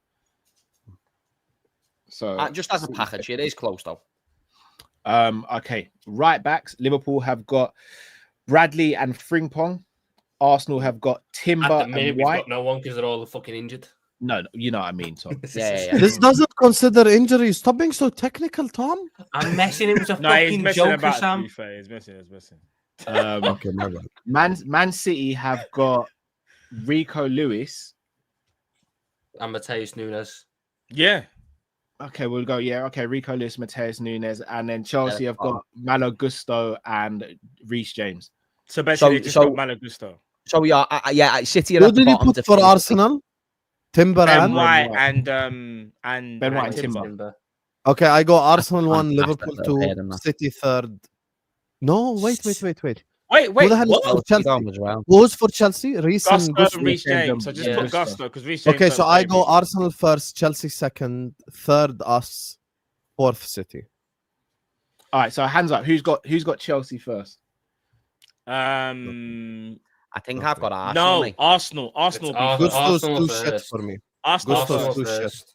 Yeah. Who's got Arsenal Arsenal first? first. I think. Everyone's got I- Arsenal Yeah, first. yeah. Me too. Who's got Liverpool second? Not me. I got Chelsea second. Mate. Yeah, Who's we're got- but yeah. Let's be I'm right. honest, at the top level, Reece James is a lot more proven than R1's yet. Reece No, James no, is it's the- probably Reece played James less is the games best than Conor right back. Bradley, and Yeah, it's he's just probably played less injuries, though. games We've than got Conor to factor Bradley in in his entire availability. career. That's like. the- Yes, the but that's what argument. people say about Konate. But remember, Slot and Maresca both different types. Konate and Reece Reece has James been the injuries fittest are he's not ever comparable. been. Okay, but here's the Reece thing. I'm James- trying to be objective about this Reece James because and Konate. Reece has been the fittest he's ever been. He's ever been under Maresca. No, Agreed. but No, I'm agreed. not arguing. And I'm not you arguing the know Reece James that. point. I'll give you Reece James as the best right I'll back. give you Reece James. But we're doing this on depth. Malo Gusto is dog wank. I would rather have Frimpong and Bradley than Malo Gusto. There's a bigger Don't drop lie. off between James to Gusto than from Frimpong to Bradley or Bradley to Frimpong. Do you know when We Gusto don't first even came know. to Chelsea? We Though, don't I'm not even gonna know. lie. I thought he was good though. We don't even know who our first choice right back is. No, but Carl, he kind of fallen off a little bit. He hasn't been the same. Maybe since an injury, I believe it was. Yeah. Sorry, I sorry, stick by what don't I cut the said. Conversation. We've all got Man City fourth, yeah. Yeah, Yeah, One yeah, right yeah, back yeah. and a centre mid. I've got Liverpool second and then Chelsea third. So hands up for Liverpool second, guys.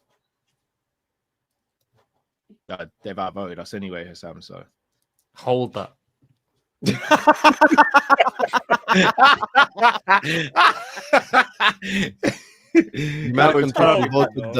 Americans voted Trump as president. Because he gets outvoted, don't mean It's a you're good right. thing none of us are American, isn't it?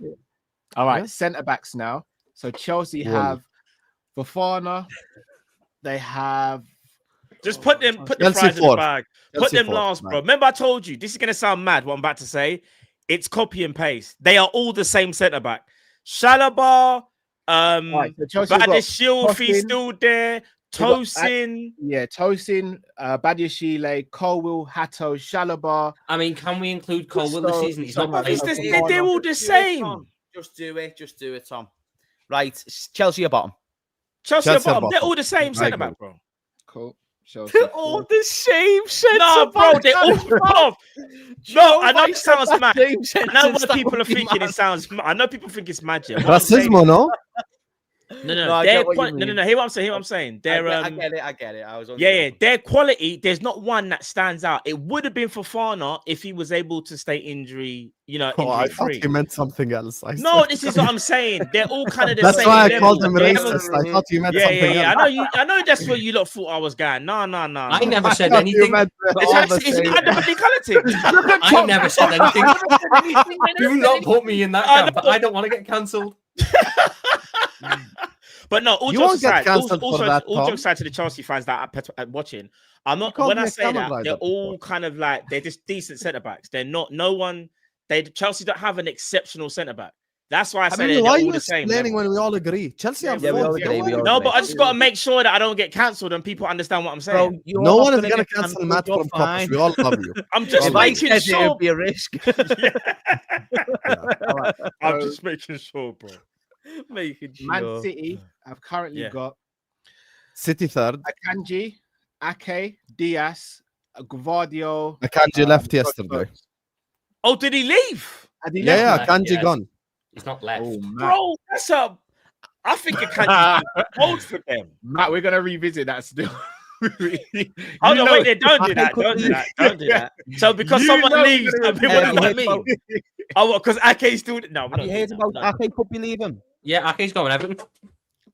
Everton. Ake could Yeah. be going to Everton. What? Yeah, Ake could be going to Everton. Yeah. Do you know what? I pray to God City don't get Bastoni. You know.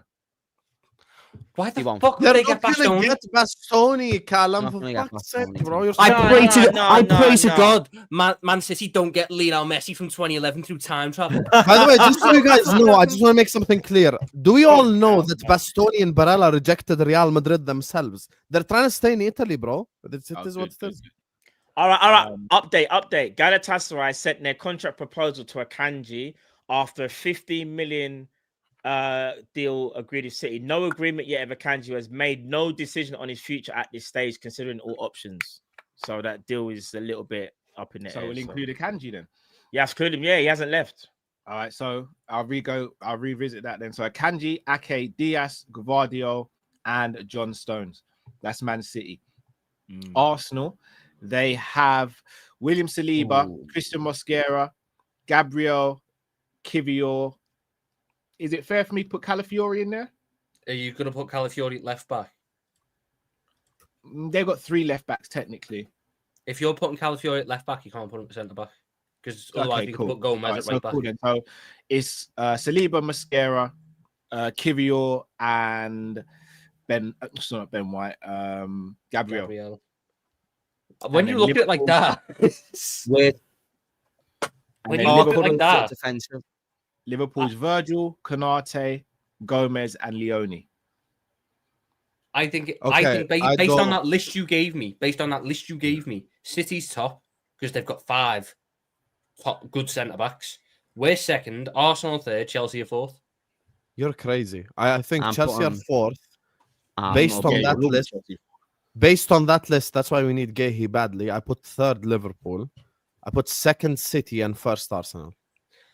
I think we've got the best centre back partnership, which goes. I'm considering. But remember, this is about depth. I know. I'm not arguing Reece James. This is about. I know depth. it's about. I know it's about depth. Let me finish. Deep throat the microphone. Why deep throating the microphone? So I've got Van Dijk and Konate, which goes a long way. My depth. I'm not option, arguing Reece James. If I get to take out injuries, Joe Gomez is a very fucking good centre back. Dog wank. He is dog wank. Thank you very much. He only is 18. He hasn't even played yet. Gomez is made from Weetabix. Keep the same energy. But we're not including injury. If we were including injuries, Chelsea shouldn't even be in there because Reece James is also made a Weetabix. Include injuries. I said what he is like. Yeah, you have So if I'm not including the injuries, if I'm just going on ability, Joe Gomez is better than Kivior and he's better than Mosquera. Yeah, but that's fair. But we can't just ignore availability, Tom. We can't do that. We haven't seen Joe Gomez play more than how many games did Joe Gomez play last year? Was it 17 in all comps? 17. Joe Gomez played 17. No, he made 17 appearances last season in all comps. Yeah, and the thing is, it was very. This is why you cannot have a conversation like this with Tom. Because he's gonna debate every single player and make it a big deal, and we're never gonna get past left back. For me, okay, I'm gonna just do my vote. So who's based on the thing you just gave me, I put Arsenal first, City second. Show of hands in. Who's got Arsenal first? I've got Arsenal. I got Arsenal first. Based on that, Arsenal first. Yeah. How have you got Arsenal first? Okay, now I got City second because we don't have Gay here yet, so I put City second. I do as well. Okay. If we have Gehi, different talk, but you said not transfers included. Is it because you're saying obviously, yeah, they probably is because they still got even because here's the thing. As much as I don't know. Yeah, because I don't know how good Leone is yet. I don't know. I can't sit here and say. Yeah, we can't say it yet. I want you to look at that Man City depth. Diaz, Stones, Ake, Akanji, and Gvardiol. Yeah, that's 5 top centre backs. Yeah. Arsenal have 2 top centre backs in that list. Mosquera and Kim got a valid point, you know. Tom might be right. I've seen John Stones be a key player to win the Champions League. Ruben Diaz being one of the best centre backs. It's because Joe, what it is, Carl? It's because we're factoring in how they play. And you've not even included Kusanov in that list as well, who's another centre back we've got. Cool. Yeah, do you know what? Should we do a revote then? Who's got Man City number 1?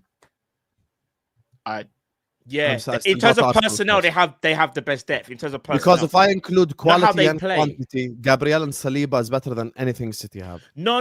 I know, but remember, this is about squad. This is about squad depth, and Joe Sam. I think we're kind of all factoring in how bad they are or how bad they can be defensively, and that Arsenal are the best defensive team. So that's always going to be in your mind when you are thinking about the defenders. Do you know what I'm saying? So, all right, I go third, Liverpool fourth, Chelsea. I got Liverpool second. Yeah, but it's beyond. Let's go on to left back now. So for Chelsea, left backs are Cucurella and Hato. Man City's Ait Nouri.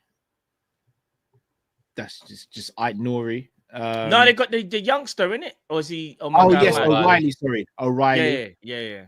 Arsenal is Zinchenko, Calafiori, and Miles Lewis Skelly.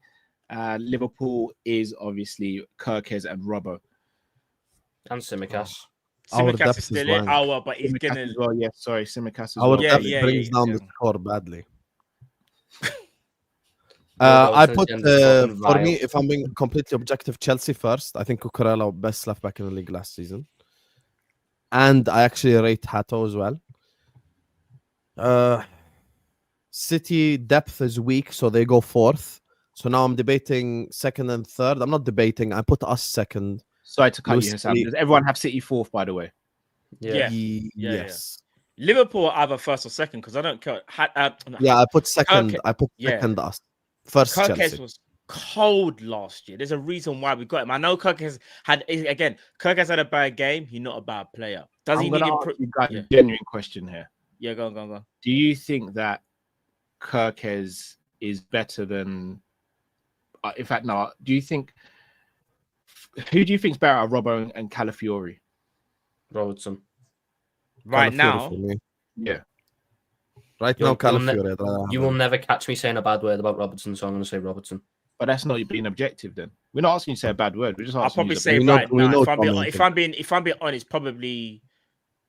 Thing is, Calafiori. I think Robertson's had a real bad. He's better though. I think Robertson's had a bit of a bad rep. I still have Robertson ahead of him. I still think Robertson's a better left back than Calafiori. Shall I be honest with you guys? I think Arsenal have better left back depth than we do. Fucking Alexander Zinchenko was in their left back depth. Zinchenko. All right, who's better at Zinchenko and Tsimikas? Did you get what I'm saying? Tsimikas. All right, and then you go. I'm taking our first choice. Who's their best? Kirkes is better than fucking Lewis Skelly. This is what I was going to say. I'm taking Tsimikas over Robertson, so I go Tsimikas. Yeah, but that's just because you've got a weird thing for Tsimikas, which is just entirely incorrect. Is Salah's Their best? left backs aren't comparable to our and Dejan Lovren was Salah's best mate, and Dejan Lovren was crap. Did you see who was making Salah make sure he wears his suit properly? Tsimikas. So respect Tsimikas. Yeah, because if Tsimikas wasn't Salah's mate, he's a great presence in the dressing room. He makes everyone laugh. The only reason Tsimikas is still at Liverpool Football Club is because Mohamed Salah likes him. The only reason why Robertson is still at Liverpool is because Atletico didn't want to pay 8 million. So that tells you all you need to know. Do you think Robertson's better than Lewis Skelly, guys? Why would that be? No, but who's their best left back? Yes. Yeah, Lewis Skelly is very talented, but he's done it for like 3 months, bro. We can't put him above these players already. Okay, so let's go. He's had a few red cards as well in that time. Okay, so we all agreed City last. Do we all agree Chelsea first? Yeah, City's last. Yeah, City's last when it comes to City's definitely last. I can't believe I've prepared Skelly and Robertson in the same question. That is mad. I don't think it is. It's not, mate. It's not. That's a left back. We're not going based on their careers. We're going based on right now. Right today. Now. I think even right now, though, I don't look at anything that Lewis Skelly does at left back and go, oh my goodness, that's terrific. It's terrific for the profile that he is. It's terrific for the fact he's just came into the team and he's doing all right. But I wouldn't look at that and go, oh my God, what a long-term great option for left back. Do you know what I mean? It's just great for the standards that he has at left back in comparison to Robertson. Robertson's standard is being the best or one of the best left backs in the league. And when he's being compared to that on current form, he's not close to it. I'll give it to you. But Lewis Skelly, he's being compared for a prospect at left back who's actually a midfielder and he's doing a job for it. I can't compare it, mate. You'll win more games with Robbo at left back than Lewis Skelly. I think the debate we should be having is not between Arsenal and Liverpool. It should be between Chelsea and Liverpool for who's got the best left back depth. Chelsea for me is the best one. I have to be honest. Cucurella since the Euros has been on a mad one, and Hato is someone we all wanted. So I go Chelsea first. I go Liverpool first. Who's their left back? Sorry, Hato and who? Who's got Liverpool first for left back depth? Me? It's out of them in Chelsea. Hold it there. Who's got Arsenal top?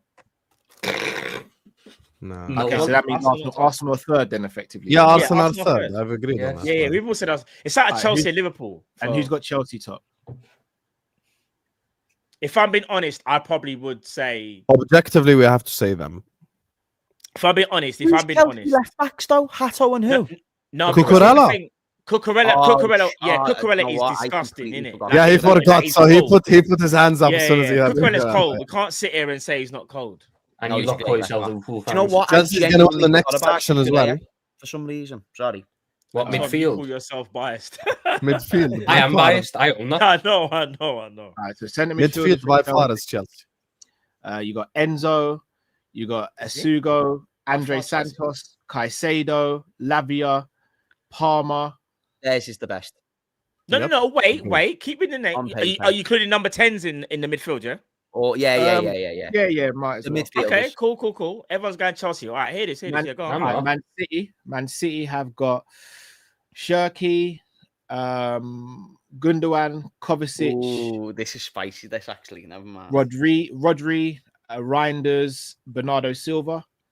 Oh, it could be City, you know. Cities is mad. That is mad. Arsenal have got Like Arsenal people got- don't. Yeah, go on. Odegaard, Norgard, Now Marino, Arsenal last. Livermendy, No, Rice. wait. Yeah. Liverpool have got Endo, Say the names, go on. Szoboszlai, McAllister, Yeah. Jones, Yeah. Gravenberch, Verts. and Verts. Wirtz. So- Wirtz. So you see when you started. Can with we all those agree names, yeah? Arsenal fourth? Yes. I don't know. Let's get them out the way first. Yeah, I'm going Arsenal fourth immediately. Also, if we're still doing it on players who are here, Elliot's in our midfield as well. That's a good point. True. Okay, cool. No, I agree. Remember, but when I we're still... playing Arsenal last, this isn't a disrespect to their players that always start. Remember, we're talking about squad depth. Also, did you say Foden? You for can't City? bring me Norgard when Man City brought off Shirky off the bench. Do you get what I'm trying to say? I know, and this is why I said even Chelsea. Out of all the names that's read, yeah, for me, Caicedo is their best midfielder.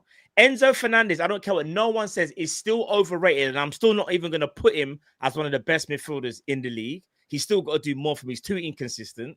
And then Palmer is obviously one of the best players in the Premier League. So they've got two, because even Lavia can't stay fit. So why are we hyping up this Chelsea field? Chelsea have two outliers, but the rest of the depth for me isn't very good.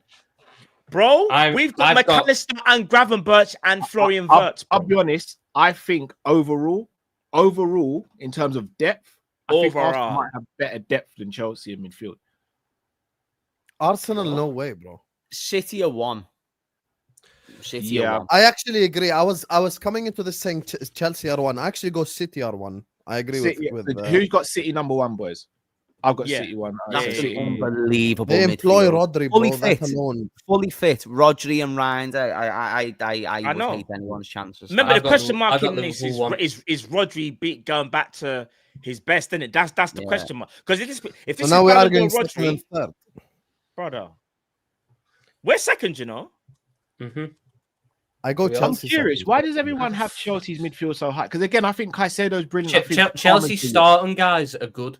Chelsea's depth, but behind that is so unbelievable. Hold on, Tom. Caicedo and who else? This is squad depth, yeah. Name the Chelsea six again, please. That's why we're set. I'd have us first, but I'll put us second. Our depth is better. Chelsea is better. Enzo Fernandez, Asugo, Santos, Caicedo, Lavia, and Palmer. No. Palmer and Caicedo, the top. Palmer, Caicedo are the two absolute. They got four guys. They got the four two guys. best, and then Lavia is and good. Two unproven lads. Bruv, Lavia is basically is how like I still think Chelsea's better than ours. Is to us in a sense of like who's got Liverpool second, guys? Me. I do. I have us first, but I'll put second. Tom, do you know what? You're not even far off from. You know what? You've even got a valid point, because if you take out Rodri, who's obviously not taking him out, but you have to factor in that he's injured. Who are the outliers? I think a bit of City's depth is like, why the fuck? Gundogan's crap now. Gundogan's crap. Reinders has played one game against Wolves, and everyone now says he's the best. No. I'm not saying you are, Cal, but you see how the narrative came. If that was Florian Wirtz playing against Wolves, you can't see. Cal, hear me out. Bernardo's been doing bits for long. Cal, hear me out. Bernardo, cold. I think Reinders is cold. All I'm saying is, though, these men played one game against Wolves, who are practically probably going to be in relegation. Everyone's going mad. I guarantee you, if Liverpool played that Wolves team and we've done the same thing, everyone will be saying, I can't even believe I haven't questioned Florian Wirtz. I can't believe it, bro. He's too cold. Like, let's pump the brakes. But Reinders is cold, but he hasn't done nothing yet. He's played one game. Same thing with Wirtz. All right. I just think that the guys like Kovacic and Gundogan and all that are slightly overrated in my eyes. I think that our midfield who's got Chelsea fourth? Because I've got Chelsea fourth personally. Do you know what? I'm going to go with Chelsea fourth. I think Arsenal's is better than this. Who's got Arsenal? What's Arsenal's depth? What? I need to see. No. Chelsea are better than Arsenal, surely, bro. Arsenal's midfield depth is go. Rice, Zubimendi, Mikel Merino, Norgard, Odegaard, and do we throw in Ethan Wanyeri?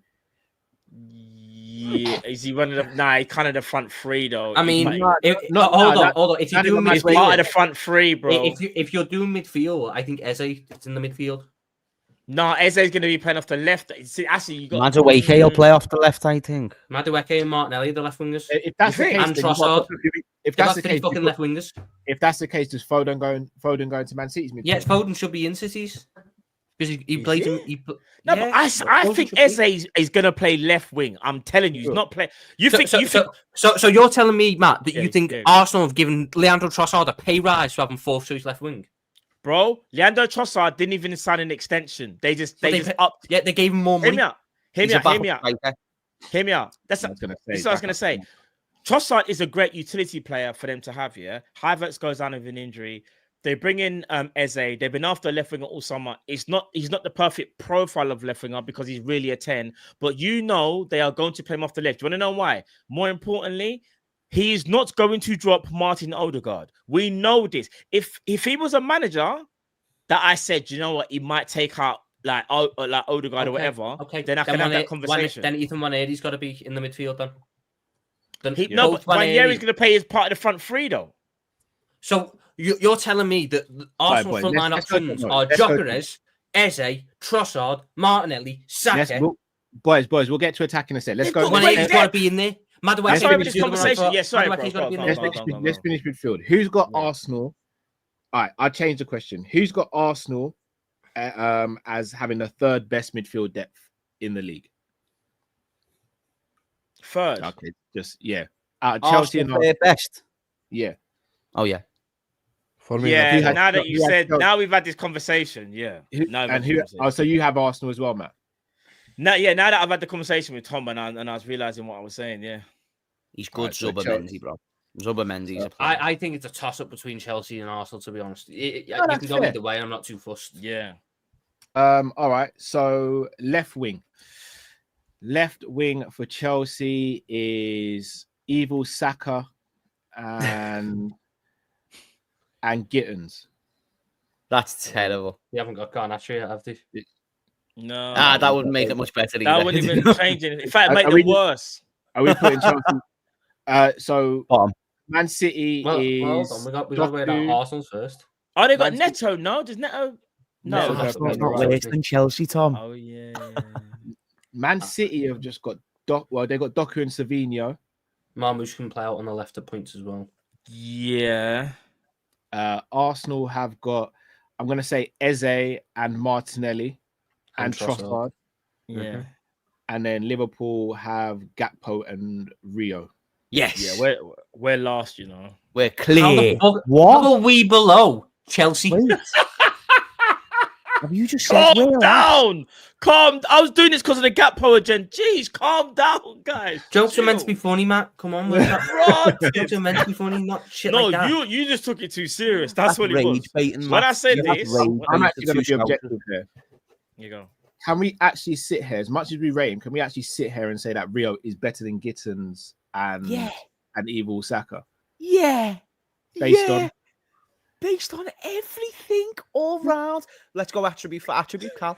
Let's go. This is why I love James, you know. Let's go attribute for attribute. I can be here all day. We can't do that. I mean, we have to factor in experience as well. James, I'm with you. I'm with you, lad. But the fact that Cal's not considering it yet, the fact that Cal's not considering it, this is about depth, and I get that. We have the best left winger in the league.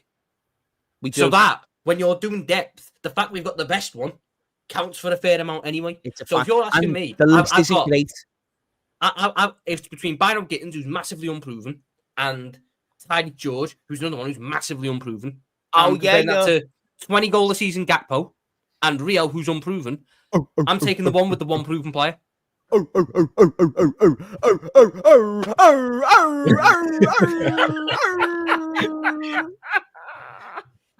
All right, Taking the one with the proven player. Arsenal will have Eze and Martinelli.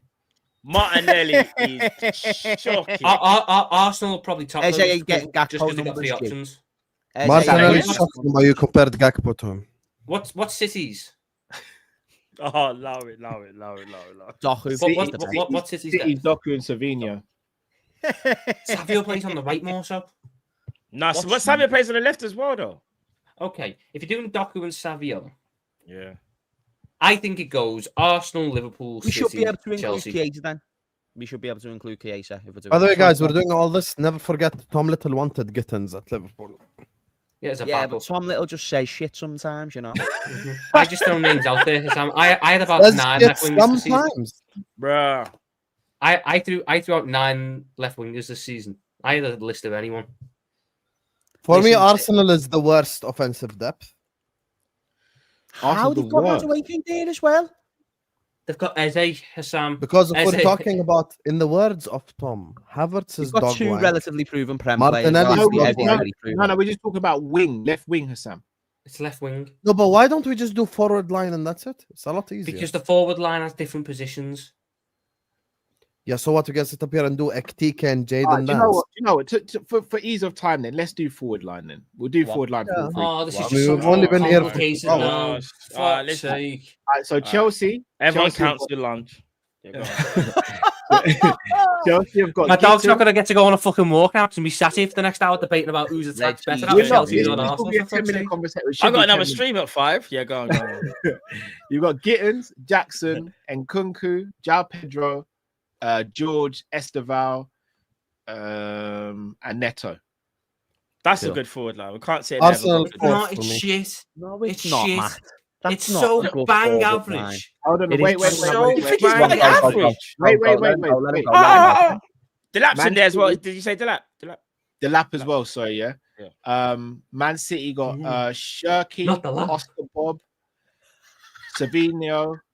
No, not Shaky's in the Sherky, because midfield. included him in Shaky's in the midfield, so midfield you have one. to include Okay, Foden. all All right, because we changed the format. Give Cal a break. Flipping hell. You lot, man. Not a lap. You got Mamouche, you've got I know, Haaland, Tom's Savinho. mad today. Foden. But Foden was included in midfield as well. Foden's No, in the Sherky was midfield one as included in well. midfield, Grand 5. forgot. No, because Tom, because Tom said, Foden's in the mid. Both we should Shaky put Foden Foden in in the the midfield. politically and all that correct. stuff. Oh my god, this is so complicated now. No. Arsenal have got in their Usam, forward he's line. doing it again. Usam, tell him. Arsenal in their forward line have got Saka. He's done it again, that Harry Kane, that dirty little bastard. He's done it again. You dirty bastard. He's done it again. So Arsenal got Saka, Jesus, Martinelli, Gyökeres, Trossard, Madueke, Havertz. Mid. Other than Saka and Gyökeres, the whole list is mid or below. I'd rather have Matt than Martinelli. I'd rather have Callum than Madueke. I'd rather have James than Havertz. So that's why Arsenal are fourth in offensive. Liverpool have got Salah, Chiesa, Gakpo, and Ekitike. We might not have Henry, as okay. many. Yeah, but Henry, we're still better than Arsenal. Quality wise, I'd take my 4 over Chelsea's This 4. is the thing. This is why it's quality is techie. It is techie though, because Arsenal, yes, they I just have agree with numbers, Thomas. I can't lie to you. but I we put have the Arsenal better fourth, quality. Chelsea third. When Chiesa and Saka were on the same pitch in a European final, let's just say one came out on top. Who do you think's Tom got a better Clyde forward that line night. in that of Chelsea and Arsenal? Tom Crad that night, never Oh, forget. it's the battle of who gives a shit. They're both Tom Clyde. shite. Tom cried when Chiesa scored against England. Tom But cried. do you see why I said that though? When I said We have one striker. Chelsea have got You the Lap fucking flag and shagger. João Pedro. Arsenal got 5 goal a season, João Pedro. Oh no. Oh, what are we going to do about 5 goals a season? James, you're the only one that Wait, appreciates if my you're gonna do that, comedy. then hold on, Tom. If you're going to do that, then Delap and Ekitike is a conversation.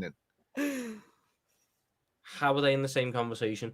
you just mentioned about goals. Ekitike and Delap didn't have a very dissimilar goal output last season, and the fact that we haven't even got a backup striker or a second striker effectively means Chelsea have better depth of attack in No, the it To be striker. honest with you, I like No, it Delap doesn't. like as a Come backup on. and stuff, but I think you're shaking. But this is your what ass I'm too saying. much. When I try to bring this Liam up- Delap is bang average.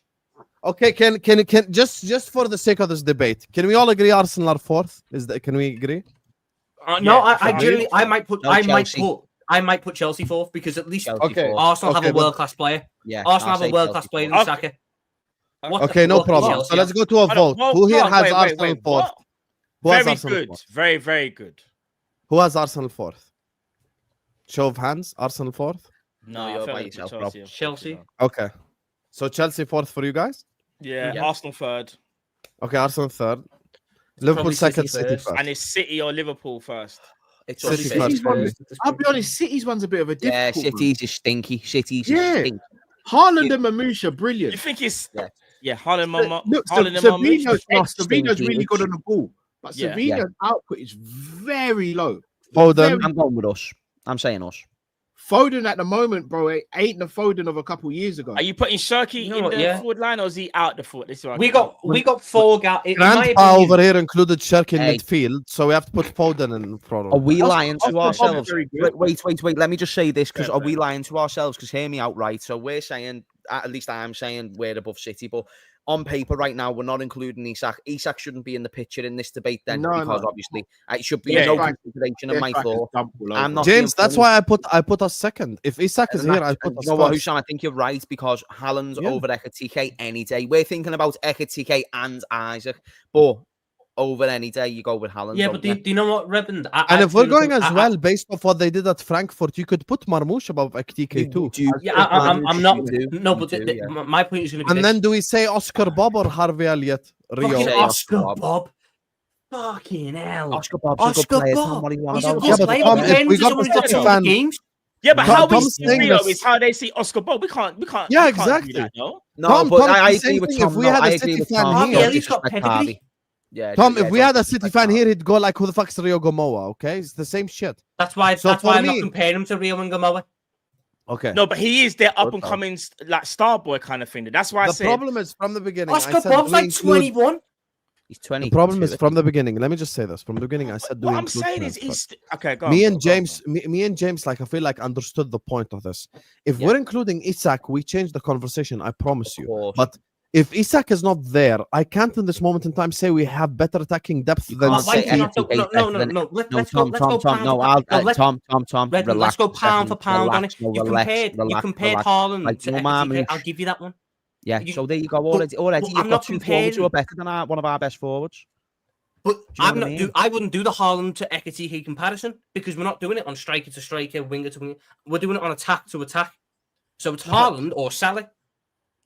I'm going Salah. No, you Marmoush. can't It's do that. Marmouche or Gakpo. Has he just gaslighted me, Hussam?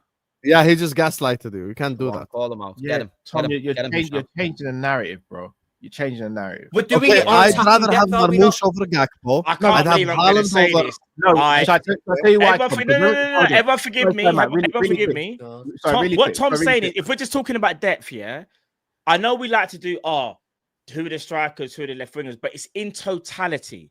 The whole quick. point of this is but we never sat there, Matt, and went, we're going to compare Caicedo to Wirtz. no. You're right. That's why I didn't. That's why I didn't. I Yeah, didn't that's want the to do the. gaslighting part we're calling No, but out. that's why I didn't want us to do the forward line as a whole because realistically, now we're really trying to compare. You know, when we done left winger and left winger, we literally just said, who have they got? Who have they got? Who have they got? That's all we had to do. Do you get what I'm saying? Okay, So- hear me out.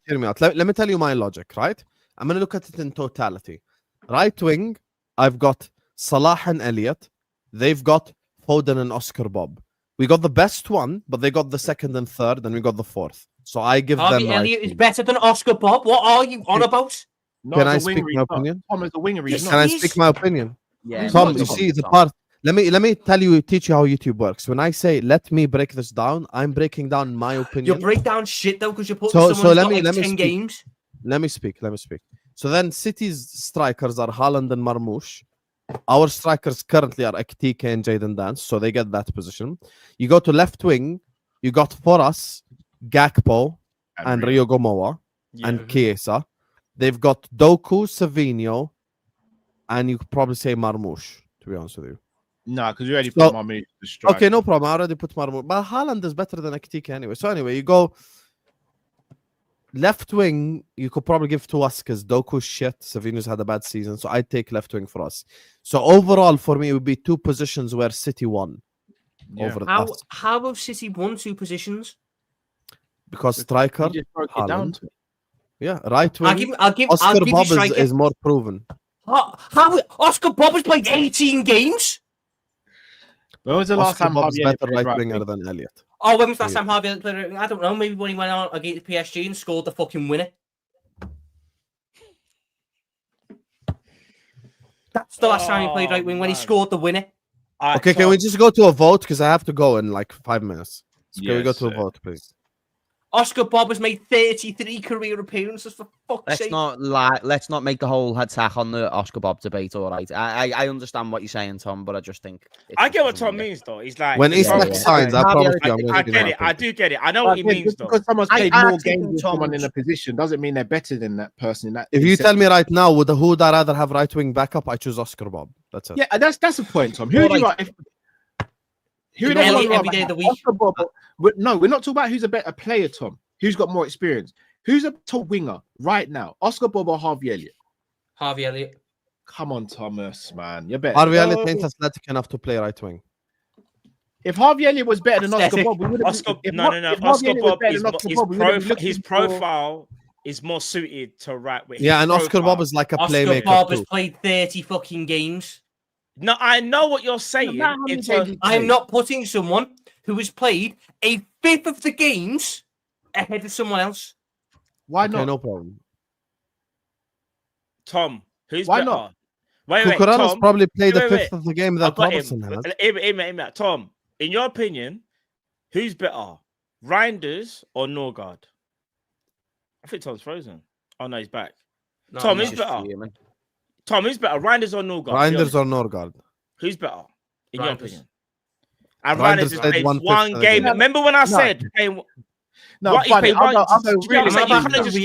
I'm on about career. Yeah, so am I. Who's played more games? Masses? All right, cool. No, I'm just saying, you know what you just know. Wait.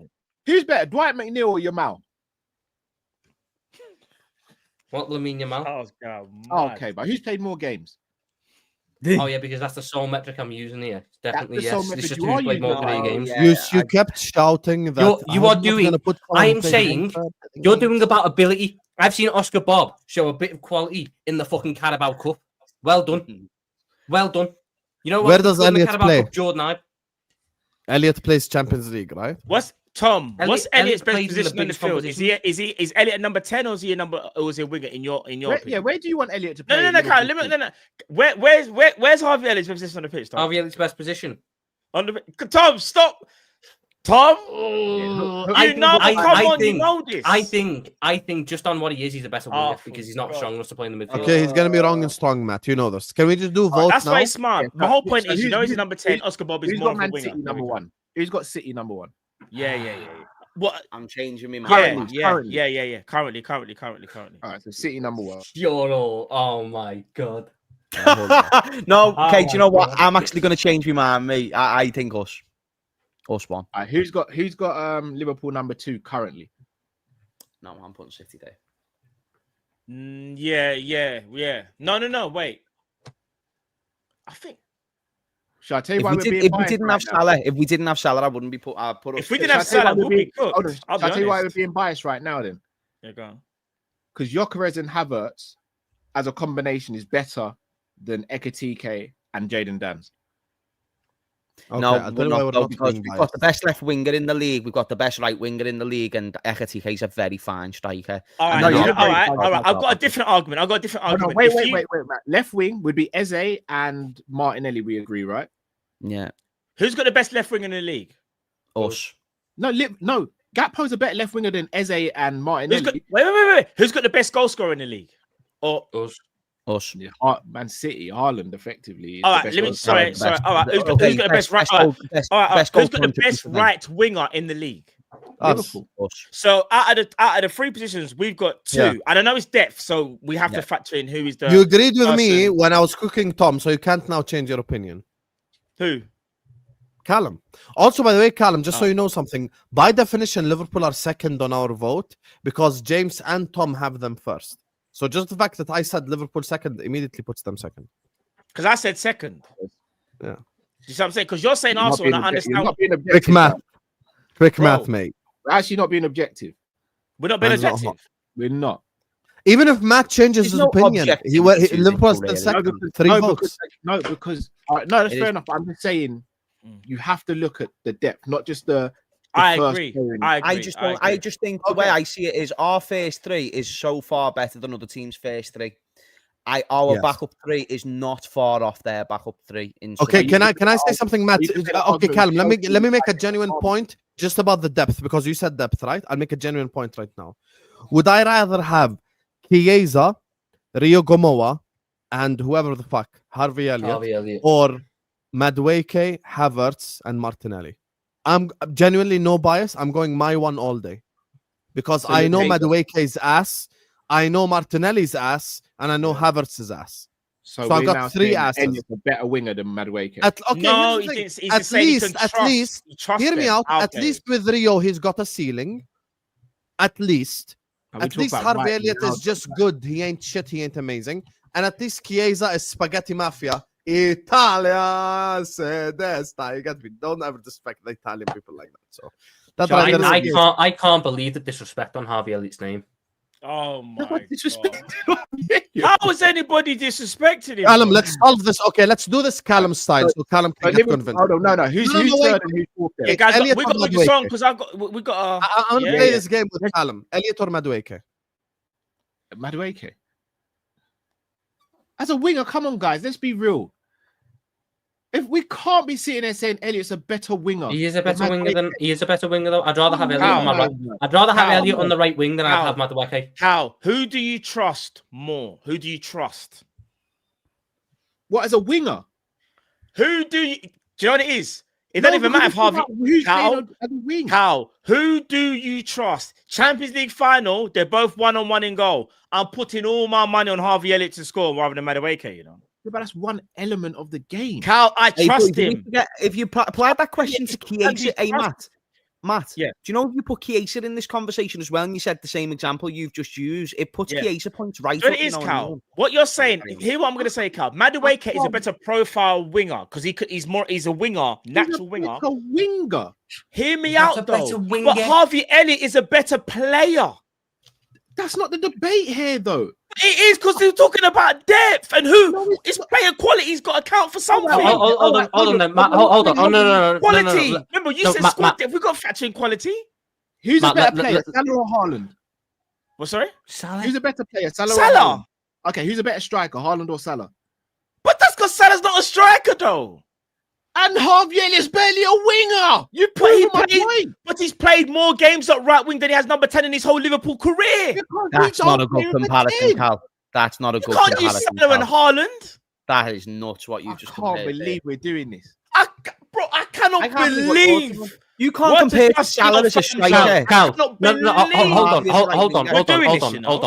hold on. Cal, who's a better winger profile, Madueke or Foden? Say that again, sorry. You know how you're doing winger profile and all that? Who's better, Madueke or Foden? As a winger? I'm still taking Foden as a winger. So it doesn't matter about if he's quick or whatever. It's about who's the better player in the wider areas. Harvey Elliott has more quality in his left fucking bulk than Noni Madueke has in his entire footballing body. Who's got more pace? Who's got more pace out of Madueke or Foden? No. Just answer my question. Who's got more pace? Foden, Elliott or Madueke? Who's got more pace? Elliott or Madueke? I know what you're doing. No. Who's better dribbling? Elliott. Yeah, let's cut the stream on. You're telling me Harvey. What the fuck's Madueke's dribbling? Madueke's dribbling running straight line. Matt, you're laughing because this is crazy. I'm being gaslit by Tom, who's saying that Elliott is a better dribbler than Madueke. What are we doing? I'd rather have Harvey Elliott dribbling. You know in GTA where your controller disconnect and the man's just running. Yeah, I'm telling you right now, the pad has been disconnected for time. We're going mad. All I'm gonna say is this, yeah. Nobody on this panel rates Madueke. He's a better profile fit-wise, obviously for the for the wing position. But I think everybody in the chat, unless you're a Chelsea fan, and even then you might say, I'm still going to put Harvey there because I trust him. He's not a winger, but I trust him to do a better job. I think that's what Tom was trying to say, basically. Yeah. No, I just think because you trust him, Cal, as well. You know, if you had a season of Madueke and a season of Harvey Elliott, I think you say that I know he's not really a winger. Bit like how Eze is at the left wing. Eze is not a winger. He's a number 10. But you never guess what? Arsenal fans still trust him more than Martinelli at left wing. Is that fair to say, Cal? I don't think he wants defending. I don't think he wants defending, Matt. I think Tom's just standing on business. I think he means what he says. I think he just thinks he's a Elliot. You asked me 100 times out of 100 who am I taking? Elliot or anyone else back up? I'm taking Elliot. What we arguing? Anyone else is crazy. Wait, who's Chelsea's backup right winger? It's the way that Matt tried to defend Tom. I tried to make it seem like Tom was talking. Two wingers and Neto and stellar job. Bro. It's Neto and Esteval, right? Right, so I'll go against Neto. Elliot against Neto, I'm taking Elliot all day. Elliot against Bob, whitewash. Elliot against Madueke, it's Elliot all day. I will say this though. I love Thomas. I'd falling off though. Can't even, Neto's falling off bad though. Yes, Elliot over Neto. Do you want me to say it louder? Yes, I'd have Elliot over Neto. I'll say it louder. I'd have Elliot over Neto. Harvey Elliott is a top fucking player. Let's look at who's. There's a reason why the top clubs in Europe are interested in him.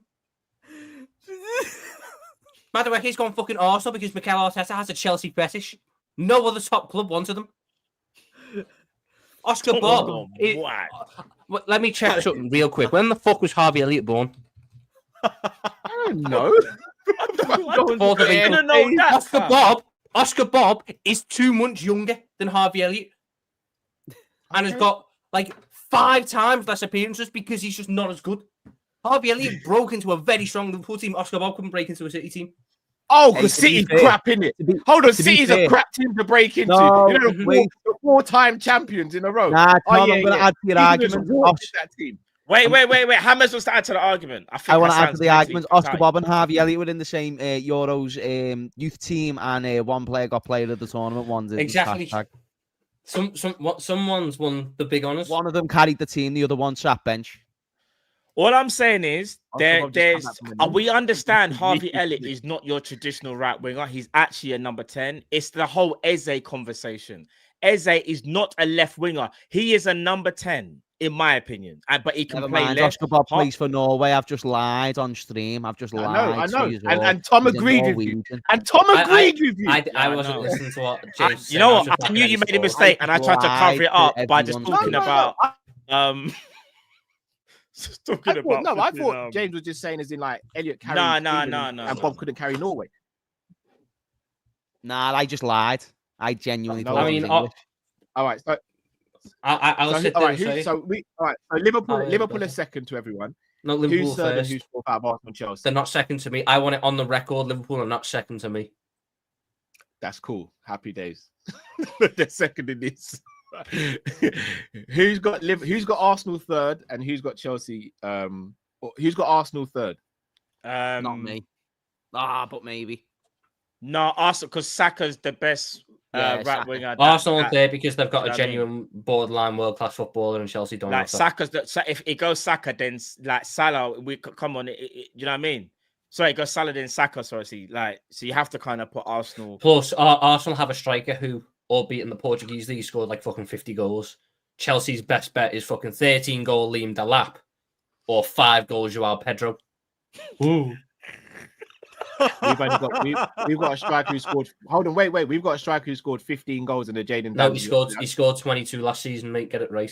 We talk about the league. Just because Liam Delap. No. Liam Delap wasn't good enough to play for a team that's in Europe. Wait. Take away from Hugo Ekitike. This way you're No, because you just said Joao Pedro's got 5 goals. How many did Joao Pedro get in all competitions, or you just count as Premier League goals? I'll double check how many you got now. I'm not including penalties, by the way. Fuck penalties. Okay. We'll take away Salah's penalties as well, then, Tom. Because I'll take away Salah's penalties. Joao Pedro's not going to be taking penalties at Chelsea, so why would I include them? Because these are goals he scored last season, bro. Or we're gonna go back. But he's not going to do that at Chelsea, is he? He's not taking pens off Palmer. Oh, but Tommy might score more goals at Chelsea because he might get more chances. We don't know what the future holds. So let's look at what happened in the past. How many goals did João Pedro score last season in all competitions? How many? What, at Brighton? Guys, I got to get where he was last playing, Thomas. Yeah, at Brighton, he scored 5 non-penalty goals in all competitions last season. No. How many goals did he score in all competitions? 10. 5 non-penalty goals. 10. Sam, you still with us, my bro? And how many did Jaden Dan? I know you did, bro. Jaden Dan's got 1. Okay, cool.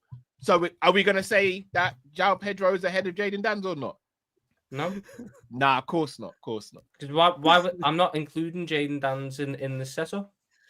So we just Jaden Dan's going to be going out on loan. So we have no one as a backup striker then. No, we do have a backup striker. It's going to have to be Chiesa as it stands. I mean, if we're doing goals to minutes, I'm going to be very honest. If we're doing goals to minutes, Jaden Dan's blows João Pedro out the water. Jaden Dan's averages a goal every 18 minutes. And then Matt is like, Peter, make me come out I real. Peter, come out I real. You know, see that get bad.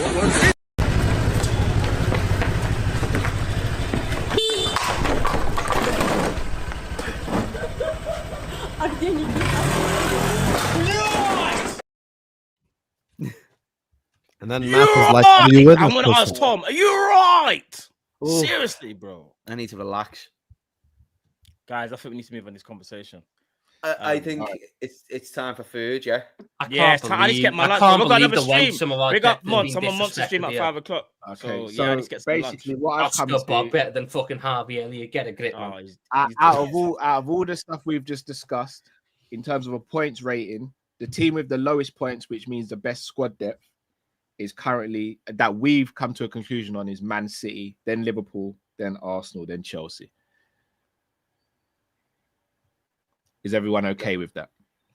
What was that? No. Sorry. No, because I think there's a bit of a When we get Isak and we literally just voted on all of this, guys. I know, but we've also got a man in the top right-hand screen of the corner. I wasn't listening, Cal. What was the list? What was the list of overall depth? So currently, we have all voted and agreed that Man City have got the best depth, Liverpool second best. What have we agreed that? Arsenal third, and Chelsea fourth. How the fuck have we agreed? I haven't agreed to that. I never agreed to that shit. That's not. I want everyone in the chat to know that is not my opinion. Fuck that. They can have anyway, guys, it was great doing this stream with you. Yeah. I don't have to. Sam, I'm so sorry, guys. Sam, I'm so sorry, my bro. This will happen again. I'm so sorry. And speak to your brethren. This will happen again because Tom exists. It will happen again because Tom is a person who we stream with. I'll see you guys. I'm sorry as well, and I'm hungry as well. You know. This is boys. Anything you got coming up that you want to tell the people about, guys? No, we got to be at the supers, Cal. We got to be at supers, and then yeah. Hey, I am gonna jump off myself because I'm starving. Well, thank you for having me on. Nice, bro. I might leave as well. At least there's a man there who backs the good face. Don't you dare move, Tom. I'll go as well. Tom will have to close the show himself. I swear to you, just let Tom know the best decision you can make for your channel right now is all 3 of us going, and just let Tom rant for the rest of the stream until he's done. And bro, Tom, you're a legend, bro. I swear, don't change. Fucking Oscar Bob. I'll see you later. When the fuck is Oscar Bob done anything of any relevance? James, tomorrow, my brother. Tomorrow. Yeah. Big up, big up. Smash the like, subscribe to Kopish, subscribe to Tom, and I'll see you all later. Big up, oh my god, big up, bro. Big up, Bob. Oh my god. João Pedro in the lap. Oh, fuck off. I'm broken. He's mentally broken. I'm not gonna lie. Bro, I can't do with this anymore, you know. Mr. Darcy just says Eddie Howe basically gooning for Isak sickens me. Fairs. Salah Hairline says Tom in a hat looks like Che Guevara hasn't seen sun. Fonzie says Tom dropped geography and his football knowledge. Is that in terms of no? The geography part was from him and Hassam had a little kind of quiz. Who could get the most countries in Europe? Yeah, that's a good. So if I said England, you'd be like Netherlands, Croatia, Hungary, Belgium. Like they did that, and then Hassam won. But Tom done well though. He done well. Future Nexus says, "Big up lads. Heavy panel. Just need Cal in his robe to sharp." Hashtag Hassam TV Fund. Good to see Mr. Redmond back as always. Big up yourself, Future Nexus. When Isak signs, I'll be in the robe. LFC fan says, do you think Isak will activate Article 17? I don't think so. Newcastle won't let that happen. They'll sell before that. Fonzie says, was having fun until Fenway Sobozlai.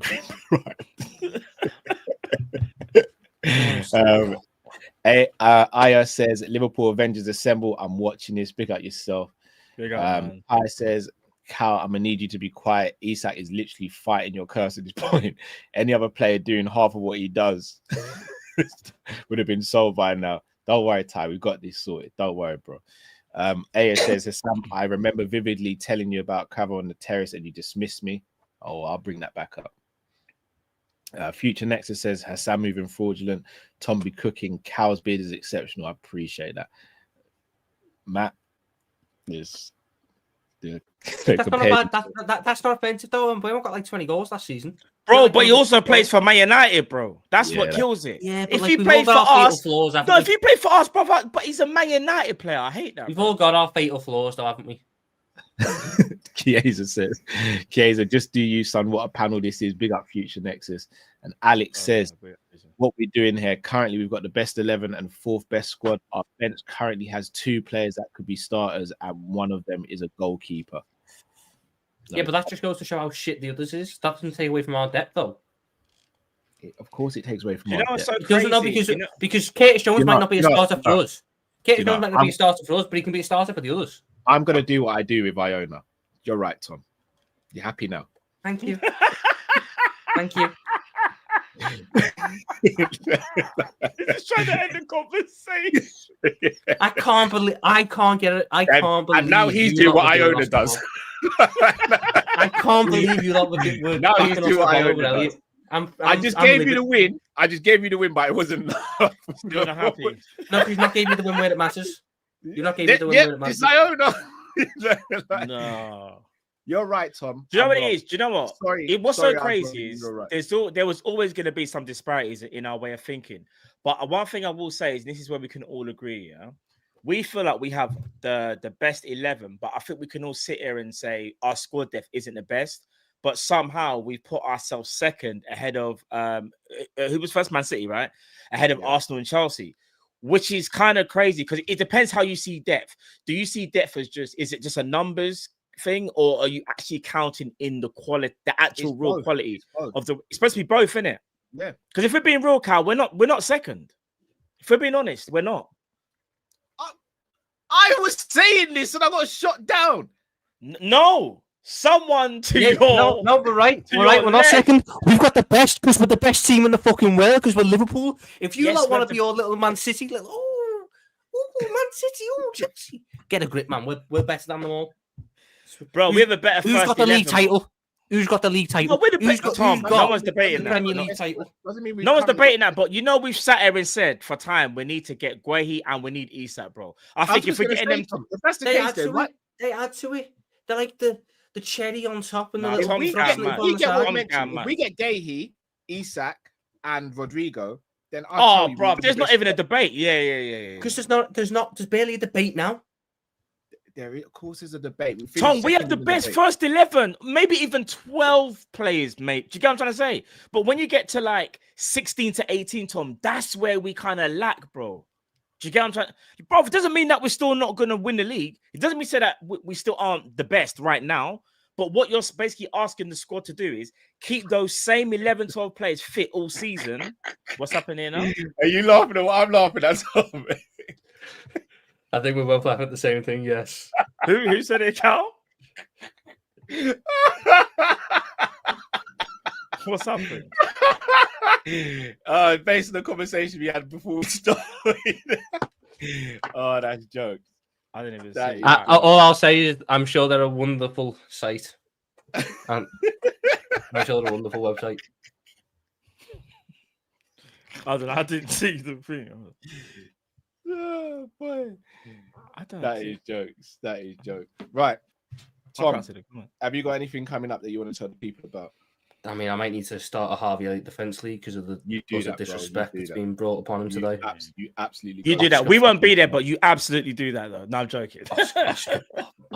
You make me sick. You should do a video of Oscar Bob versus Harvey Elliott. I'm not joking. Mate, do a video, bro. What can I do for that? Do a breakdown. I'll have to use Premier League 2 clips because that's Oscar Bob's level. I have to get clips of him against fucking Preston under 21s because that's who we plays. Oscar Bob is a talent, bro. Don't just sit there and think because he hasn't played games that he's not a serious talent, though. He's got potential, but Rio's got more potential than anyone else that we talked about, so I should have Rio above them all on that basis. I don't know. But listen, people, bless up. We're going to end the show here. Cal might come back before the show's over. He might not. I don't know. His laptop done a madness. But yeah, I hope you've enjoyed the show.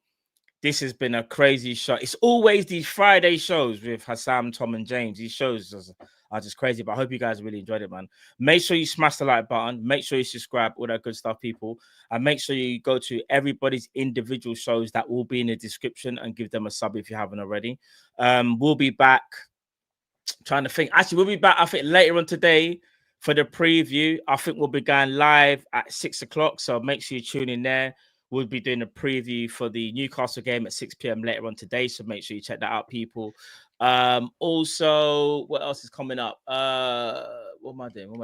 Tomorrow, I'm doing the Man City game versus Spurs on Big Up, so check me out there. James Redmond will be with me tomorrow as well, so I've got a guest for that, so I hope you guys will enjoy that one as well. I think Drift's doing the game as well, so check him out. He's doing that game tomorrow. Tom, have you got anything on your channel coming up? No idea. No, I'm actually like, I'm riled up from that debate we had there. We'll leave it there. All right. Do you know what I ain't gonna? You don't want to keep going, otherwise I will bring it back to. Yeah. All right, we're trying to end the show, Dave. Is it your birthday? LFC 20. Bigger. Oh, where is he? I just see the comment. Yes, no, you're right, and I was wrong, Tom. Yeah. That, as it always. Yeah. Happy birthday, LFC 20, my bro. Happy birthday, my bro.